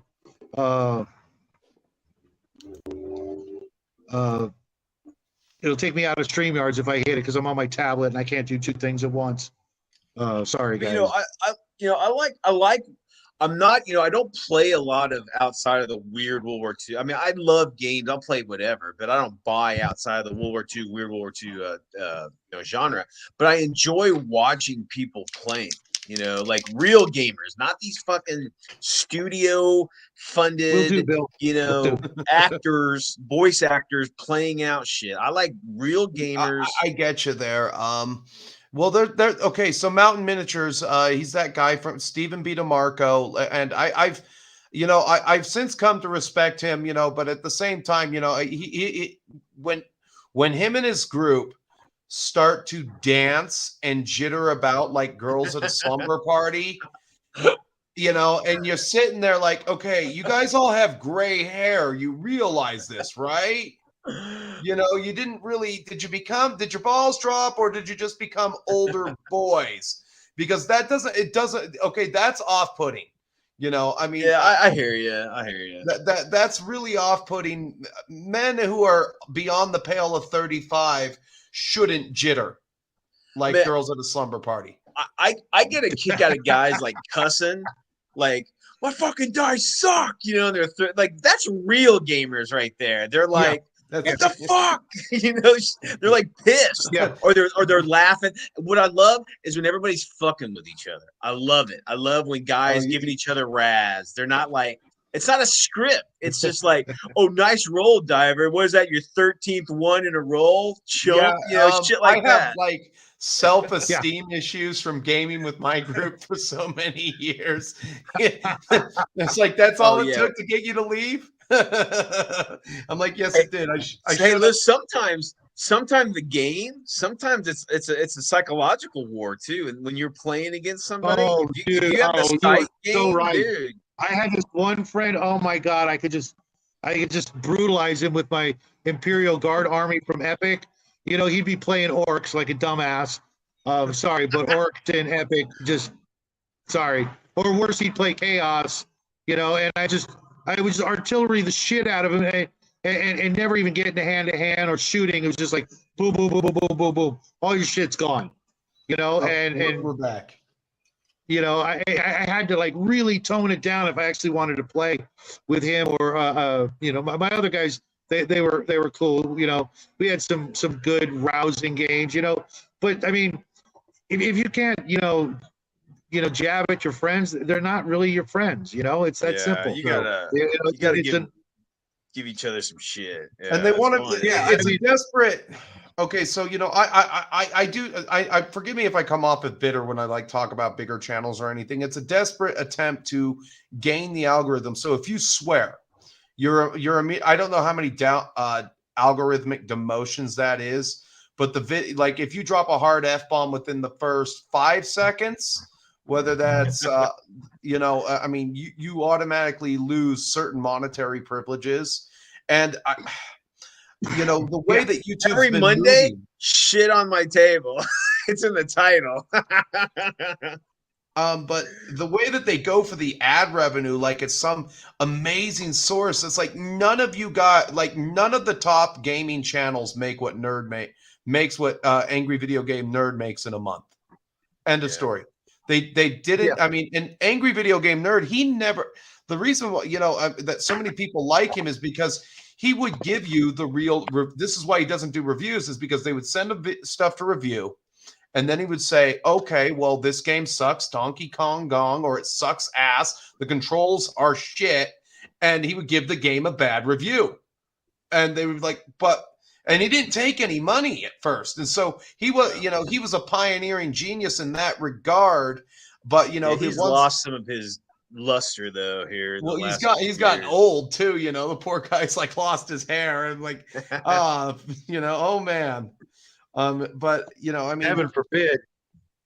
All these bigger channels, they chase after this ad revenue like it's a unicorn, and it's like, okay, the ad revenue for any gaming channel isn't paying your bills. It's probably, I mean, if you're what's his name over at Tabletop Tactics, Lawrence, good old Lawrence at Tabletop Tactics, it's probably paying 2 paychecks for your staff. I mean, so they. Oh no, man, so in the perfect world, all 4 of you or all 3 of you, I'm gonna ask you.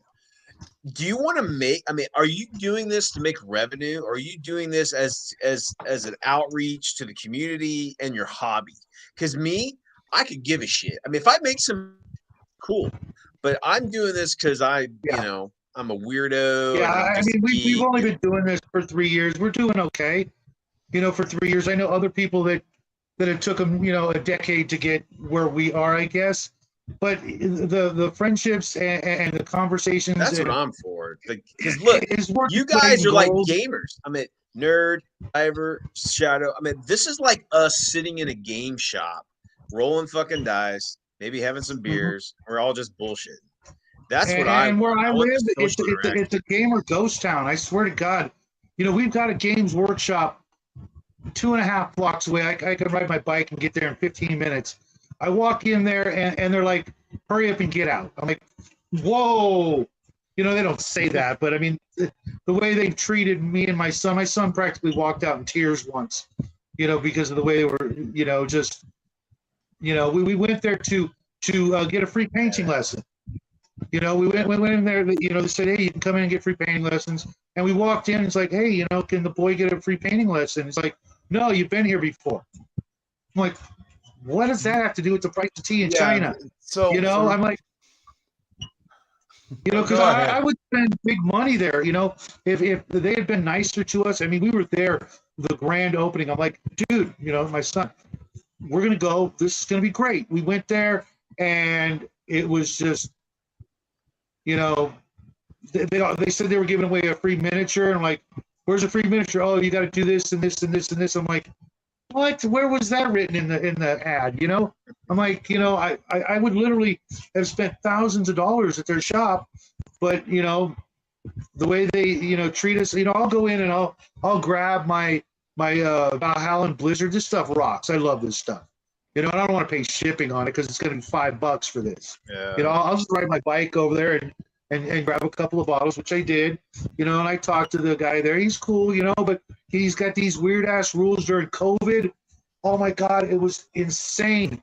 They had this little plastic, plexiglass little booth. Only one person could walk in at a time, and you had to tell the guy what you wanted. He would bring it to you.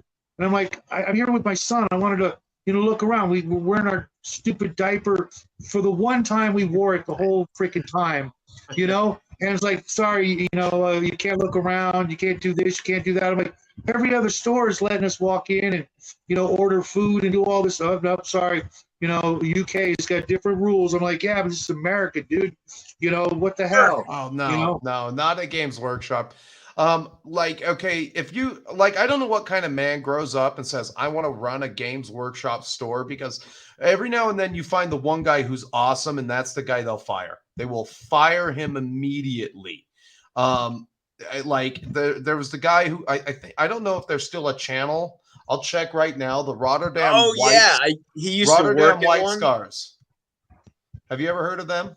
Is he the one that used to work at Games Workshop and he'd have videos of the shit that he saw? No. This guy actually works at the Games Workshop, and he would do little battle reports, like 600 points to 1,000 points and he would always put together a nice display, and then some guy would come in and he'd have his stuff all painted, and they'd just have a nice little game of Warhammer or a little game of Lord of the Rings, and it was pleasant. And his engagement was really good. I would like to go in and game at that specific location in the Netherlands. And when you get a guy like that, that's the type of dude they fire immediately on the spot. They only want like I said, no offense to Shadow over there, they want Shadow to come in, make the one-time $600 purchase, and then ride off with his son. There you go, or daughter or anything. That's what for what they got it into their head. That is the demographic that they want. The one-time $600 purchaser. Please just buy our crap, get out, and never come back.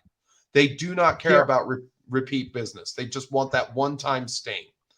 And then they price everything else that isn't the starter box, your collector prices. Oh, dude. Well, the starter box is $250. I was going to buy the new Lord of the Rings starter box because I don't know. I like the range. I wouldn't mind painting up another starter box, and it was $250. The 30K starter box is $310. And they've already proven that people will pay almost any amount of money for a single miniature. They've proven that. They've proven it. Yeah. P is for pirate, and they're getting away with it. And then what happens is you have these people who oh, we're never going to play, and go back to Games Workshop ever again, and blah, blah, blah. I've gone through that phase, that love-hate phase, and now me and my friend are just well, all of their specialist games are really good. and they're not promoting their specialist games. So Yeah, the only thing I'm going to buy in the next couple of years is going to be the new Epic, Imperial Legion, whatever it's called, because it's a specialist game, and I know I won't be reliant on them. If they put something else out, cool, I can grab it, but it'll be, a decent game. We played Aeronauticus Imperialis and loved that game. That was a lot of fun. And they let's put it this way. I've been, like you said, the love-hate thing for decades. Back when Warhammer Fantasy Battles 2nd edition came out, I was playing 1st edition with my ex-girlfriend. We were having a blast and living out of Virginia many, many, many years ago. And they just came out with 2nd edition after I'd gotten everything. And I was looking at the codexes and stuff, and I'm like, where's all our army stuff? It's all missing. That's no longer, tournament or whatever, And I wrote them this scathing letter to which I signed it, either rot in hell or burn in hell, right? I kid you mad not. as hell, and I'm not gonna take it anymore.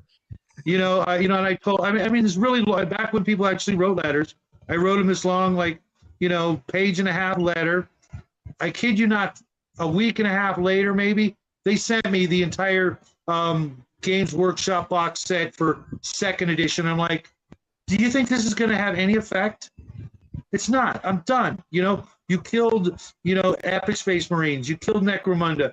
You killed freaking Battlefleet Gothic. You killed Man of War. All their best games, the games that I was actually playing and loving.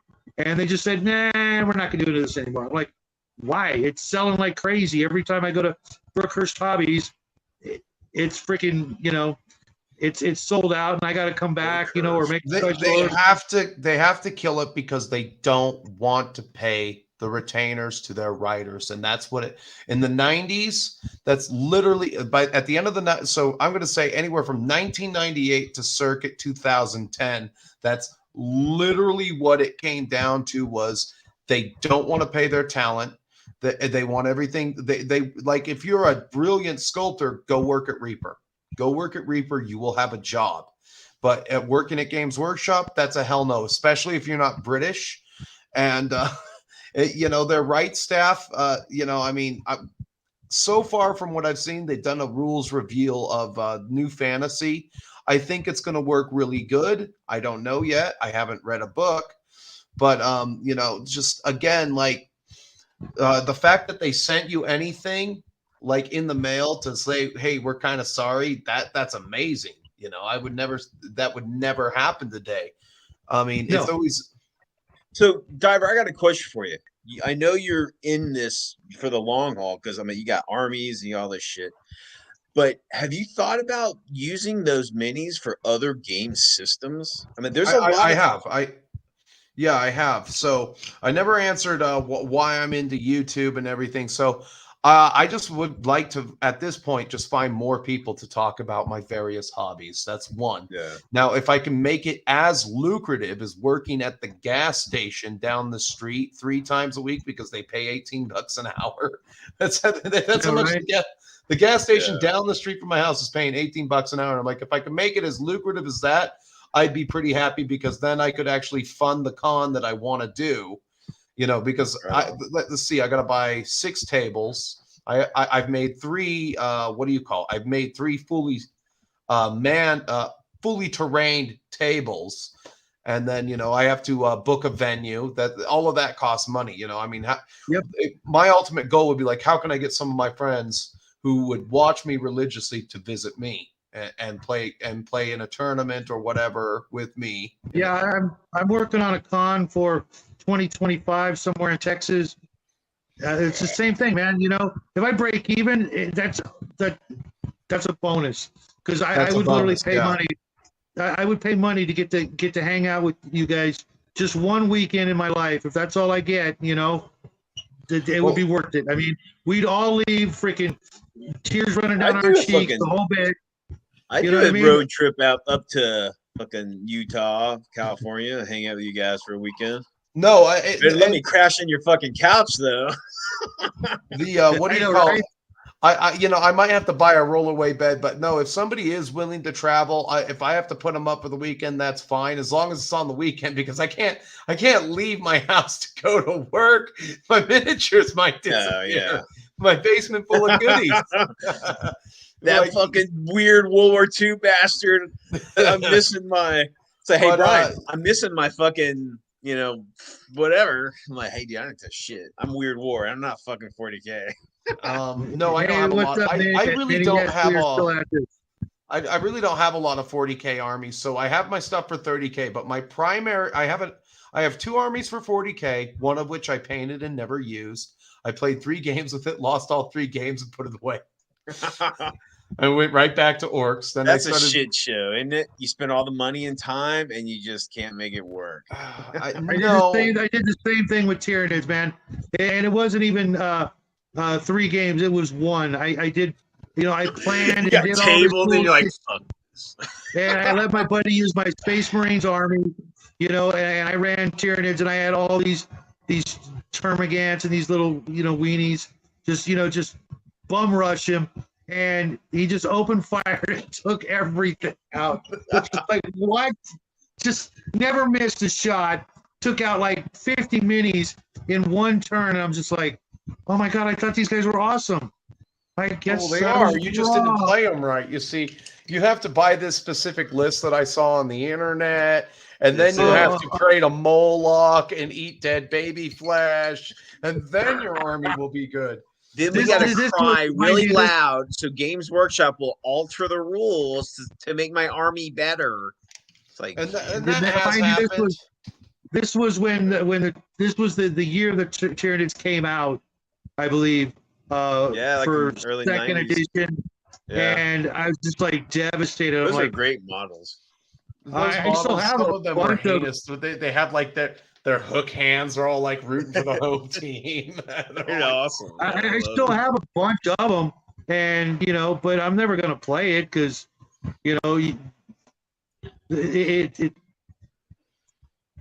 it's just everything I have is from different eras, and it just doesn't jive. You got to use these lists. You can't use this stuff. I'm like, yeah, I quit. Why would you do that? And that's exactly the biggest problem with the game right now is they constantly need to shift through the meta to make you buy new shit every single time. And the problem I have with that is if you're any normal 40K gamer and you're in the Jedi Order are the people who basically more or less they're the coolest gamers you're going to meet. They love the game. All their shit's painted. They might have 2, 3 40K armies, and they might start an army every now and then.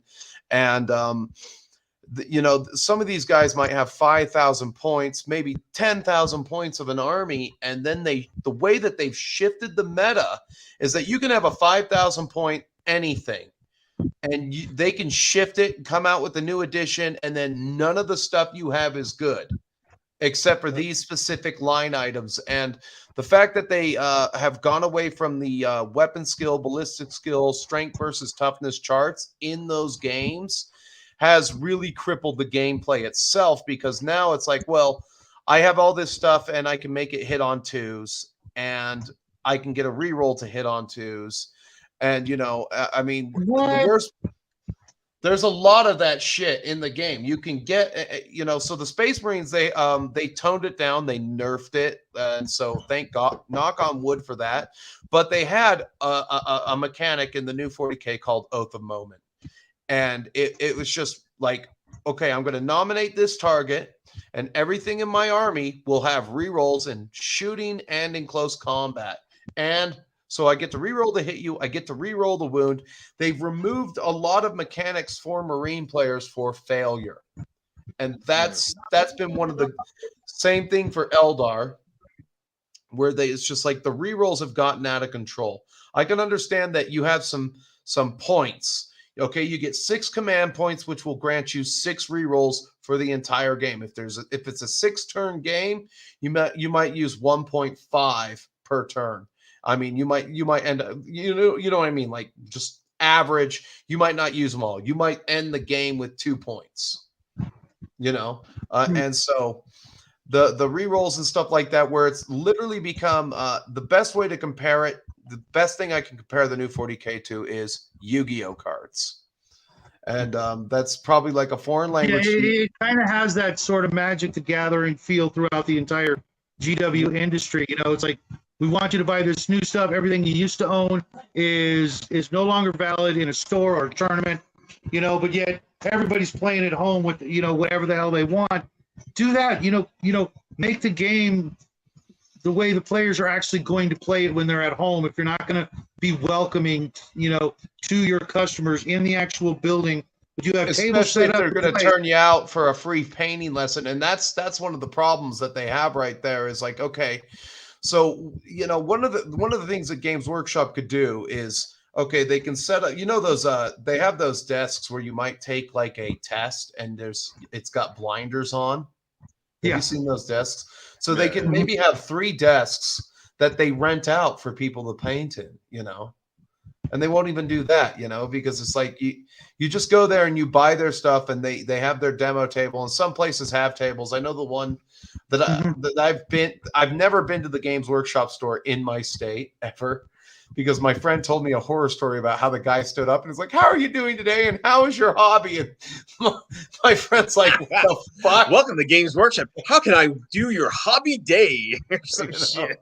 You know, It's like, I knew it was bad when I walked in there, and they've got 2 tables, right? No chairs. Not a single freaking chair.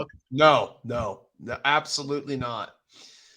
They do not. I'm like, they do not. That's why they should. So like it's that's like, why who's going to stand up for 2 hours playing a game? I mean, we had chairs, you know, but that was for when it's the other guy's turn. You know, he's doing his stuff. Have a seat, man. You know, unless you need to stand up to see his rolls or something. We were playing on a ping pong table every Saturday.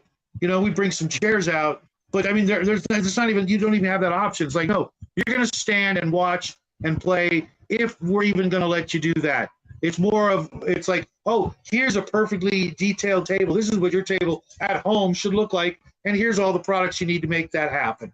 I'm like, what? Why even bother? You know? And they'll hire some lamer who can't even paint, and he'll run the store. And then the guy who runs our store, he is a phenomenal painter. He knows his stuff, but he is hook, line, and sinker. You know, bowing at the altar of GW for life. Trust me, I'm not a GW fan whatsoever. I mean, the product, some of the product looks great. The prices are shit. Their policies are shit. But the thing is that, you know, it's just like anything. You walk into, you know, fucking Burger King. They have that spiel. You know, it's a corporation, and they're just cogs in the corporation. And it's just, I mean, I just would choose not to go there, just because, you know, you're going to find it cheaper online. That I can't find this cheaper online. Other than that, well, I've I mean, literally okay, not bought paints. I anything. give you that. I give you paints. You know, and I won't. I've had a pretty opposite experience. So my local GW store is actually the best like game store around, surprisingly. Oh wow! If only because they're the only one that seems to have hygiene standards. And the owner is awesome. He's friendly. You'd even cool it at me 3D printing models and playing those. So like my GW store. Oh, wow, I thought that was a firing, if not capital offense there. Wow, that's awesome. And if there was a weak wait, nudge, don't draw attention to it. That's a cool army, right? Okay. Yeah, and so like when I'll back up what she said there. You don't have to mute yourself, but when you find the people who are like that, those are the people you want at the stores, and those are the stores that you want to leave open. All the rest of the stores need to be cut off from the mother company with a machete and replaced with a normal mom and pop brick and mortar. Now, can you play other games at a Games Workshop store? No, not only that, I saw a guy almost get kicked out for bringing. He had in his toolbox a bottle of nail polish remover. And he says, like, that's not allowed in the store. You know, yeah. I don't even know what he was using it for. But it's like, that's not allowed. And, you know, I've seen the guy, you know, get on people because they do have a painting table where people come in. It's like, hey, those aren't Games Workshop brushes, put them away. What? I also Yeah, saw the that's same guy insane. say. I also saw the same guy. He was talking about Magic the Gathering, or trying to. It's like we don't talk about that here. I'll give it to him. I agree. We don't talk about Magic the Gathering. So, But I mean, again, this is the United States, and if I want to talk about something, I'm going to talk about it. Maybe you don't want me to talk about it here, but there's a whole lot of other things I probably won't do here either. If you catch my drift, pal. I think they don't care. the only stifling of speech I've ever heard in the game shops that I ventured to was people cussing. That was it. The guy's like, "Hey, this is a family store. Watch the language." That's completely fine. Yep. But Yep. other than that, That's even respectable or commendable to a certain point. Courteous, to watch your language, especially if there's kids in the shop. so I'll leave you with this You one. said that out loud. So I've heard horror stories of how, like, some stores in the UK, they have a chart of what each individual Forge World model is supposed to weigh. And if they think your models are forgeries, they will weigh your models. So it's like the idol. The idol in Raiders of the Lost Ark, where he's like, he's got to guess the weight, and he's like sitting there. I have heard that in like the UK stores proper, that the manager has a chart, and they will weigh your miniatures to make sure they're authentic Forge World, because they should weigh a certain amount. That's insane. Oh no, I used a heavier paint. I forgot to thin it and use 2 coats. It did way too much. I was going to say, yeah. And even what's the point? Like, you want these people in your store regardless of what they bring, because there's a chance they'll buy something once they're there. Like, why would you not want them in there just because they have or accidentally bought a knockoff mini on eBay? Like, okay, so I got burned on eBay by a UK seller. I didn't make a stick of it. I walked away. I bought some stuff for my Iron Warriors, and they were not Forge World. And so you have to watch out for that, because I feel like I got burned, and I should have left the negative on there, but I didn't. I neg all the time, dude.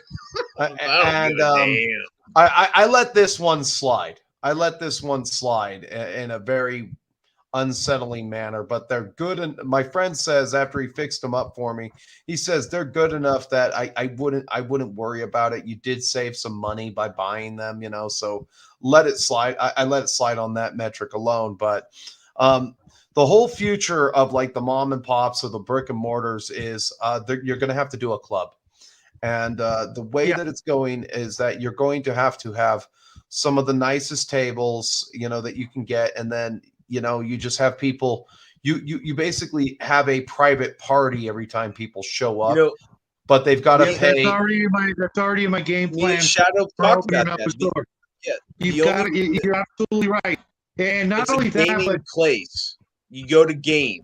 You don't sell shit because you can't fucking beat the online stores. You can sell like paints and shit like that, but like it needs to be a place where people come to game, and it needs to be friendly. You have to sell paints and beers, and that's the key thing. There is like getting the license that will let you sell the beers, which is like, I just want to sell some bottled beer. How hard is that? Imagine this. We were talking, me and Shao were saying a wall of nothing but vending machines, sandwiches, chips, sodas, whatever. And people can just, buy their sodas, shit like that. Yeah. As a matter of fact, I've been thinking about the whole club mentality. I'm going to literally, you want to buy a membership. I need to see your online social media accounts, the whole bit, because last thing you want. You have to vet them. Yes, and so you force them. So it's like when you put together a D&D group, the best thing you could do is, how do you find out that somebody's not crazy? You basically, what you do is, just let me know of any accommodations that you need for the Dutton syndrome or the autisms. Let me know ahead of time so I can accommodate you, and then you never call them back. Dude, I've had many. It's like look, there's different variants, and I have nothing against people who can't. But it's like, I just say, listen, this is not the table for you. This isn't. The one. I have a stutter. I don't know if anybody's noticed where I'm like, dude, sometimes on screen. No, it wouldn't matter even if we did. It's like who gives it? But But no, I don't sit there and say, I need a bohum. I live in the UK. I need a government check. Somebody help me. it's like, oh, we can't talk about slaughtering animals because that's against my inner thing. And I would just automatically say, listen, I that's valid. That's how you feel, and that's fine. But I don't think this is the table for you. Yeah. I've said that. I want to be inclusive. I want people to game, but there's a level. There's sometimes a person is just too demanding that it's going to be a detriment to the rest of the players, and they gotta go. No green stuff. They gotta go. Yeah, I understand. Well, I have to call it here. I'm gonna go watch some. Yeah, Matt you know Long. what? We went over the 3 hours, but I don't mind. Right. I will be back doing something Saturday, sci-fi chat. I'll have a topic, I hope. I've been using up all my best material, and we're running close to the end of the year. So, so if you need a topic, you should talk about that Starship Troopers tabletop game. I don't know anything about it, but it's a pretty good system. Okay, you know what? I actually have a friend who's told me some really inside dirt on that game. Excuse me. Because he actually sent me one of the apes I'm still working on. It's pretty cool. It's actually articulated if you put it together just right, which is kind of cool, but I've got some horror stories. We'll talk about that as well as some other stuff. Just that's if you can't find a topic. You don't need to pay. You guys don't need to pander to me at all. No. I actually really enjoyed it. I really enjoy advice and comments and suggestions from all my friends out here. Because I'm just one guy trying to do stuff almost every day. Just because I like hanging out with everybody here. And I'm real sorry, Cal, you didn't come back in, but Cal, you and Grim, I will always make a spot for you guys. Everybody else here, and not so much. Well, all right, gentlemen. I'll see you later. Anybody watching, make sure you leave a like on your way out, and have a good night, people. And if you see DM James tomorrow, tell him I said hello. I will do so. Make sure everybody goes out over to Rumble and check out HT. Let's get him some numbers. Soy Free Warhammer is the name of the channel. It's in my description links. And I'm going to be putting, I just downloaded another HD live show to put up there for tomorrow. So we'll see you later. All right, man. Take it easy. Thank you. Thank you, gentlemen. And have a good day, nerds. Yeah. You too. All right. Well, I'll bow out to Nerd. Is always a pleasure. Absolutely. I'm sure we'll see you guys real soon. I know. See you tomorrow, Brian. And if anybody does a live stream, Hungar show. I can't. Yep. I can't. If you guys are in for more of this nonsense, go check out Hungar the Starvarian Monday, Wednesday, and Friday, 9:30 avocado time. If you don't know what that is, Pacific. We'll be hanging out, and it's a F-It Friday. We'll be doing it for at least an hour and a half. Depends on how long the old man can stay awake. Yeah. And we'll all see you guys tomorrow. Have a great evening. Thank you guys for showing up. This was a whole lot of fun. And for anybody else who comes by and checks this out later on, I actually really appreciate that. That blows my mind that, after the show, people will actually come and watch this show for the next week. They'll come, people come in and watch. That just blows my mind. You guys could be doing anything else with your time. I know how much we all enjoy, chatting with each other, even if it's only from the live chat section here, the comment section or whatever. But that blows my mind that you guys will, you can be watching anything. I know I would, I got a video I got to get back to. And I'm going to send you a whole bunch of stuff, Brian. Nerds, thank you so much for showing up. When's your next video, Nerd? I'm probably doing a very super quick one tomorrow about the Hungar Mini, as well as providing the link for anyone else who wants to print it. And then I'm hoping to get my BattleTech one out next week. Nice. Awesome. You know what, Brian and Nerd, we should have the next challenge is someone's got to help me at least print out a Hungar miniature, if not two, because I know Jackie would I just will hook die. you up, dude. And we should We'll have get you that's one. the painting challenge. Everybody paint a Hungar the Starvarian miniature by the end of the month, and maybe for Thanksgiving we'll do a Thanksgiving. You know I how already grateful know what we I'm are. gonna do on mine. I'm gonna put a tutu on that mother. I was It's gonna thinking be of going great. with green. I was thinking of doing the green version. You know, Hungar the Star Hulkian or something. You know. I'm gonna snip that battle axe out of his hand. I'm gonna put a chicken bone in there. Her channel is a Nerd's Nerd. Make sure you guys go sub and watch every one of her videos and give her a thumbs up and say something in the comment. And of course, share it because she's one of the best new YouTubers we've met in a long Hell time. yeah. Let's make that happen. Let's not let him know though. Okay, let's make it a surprise and not let him know, and then every one of us can do. You know, maybe Brian. Since you're so good at hosting those show off videos, have everybody do a Hungar miniature. That'd be fun. You know, and whichever one he likes the best, he gets that one. That'll work. You know what I mean? You know what I mean? You know, because I don't know about you, but I'm grateful I met the crotchety Yeah, old he's a bastard. great guy. He's a great guy. And you know, we don't know how many of those Thanksgivings we're going to get to spend with him. So let's make this true. one memorable. It's true. All right. So Sounds like a before we get plan. all mushy, let's all go and get the hell out of here and go do something. Hug your family. You know, tell them how much you love them, and I will see you guys as soon as I possibly can because you guys know I love each and every one of you guys. I'm just going to say goodbye and leave it there. All right. So You're weird, take guys. care, everybody. Happy trails and what, Brian? At all. Keep it weird. Amen, brother. Bye, guys. Take it easy, guys.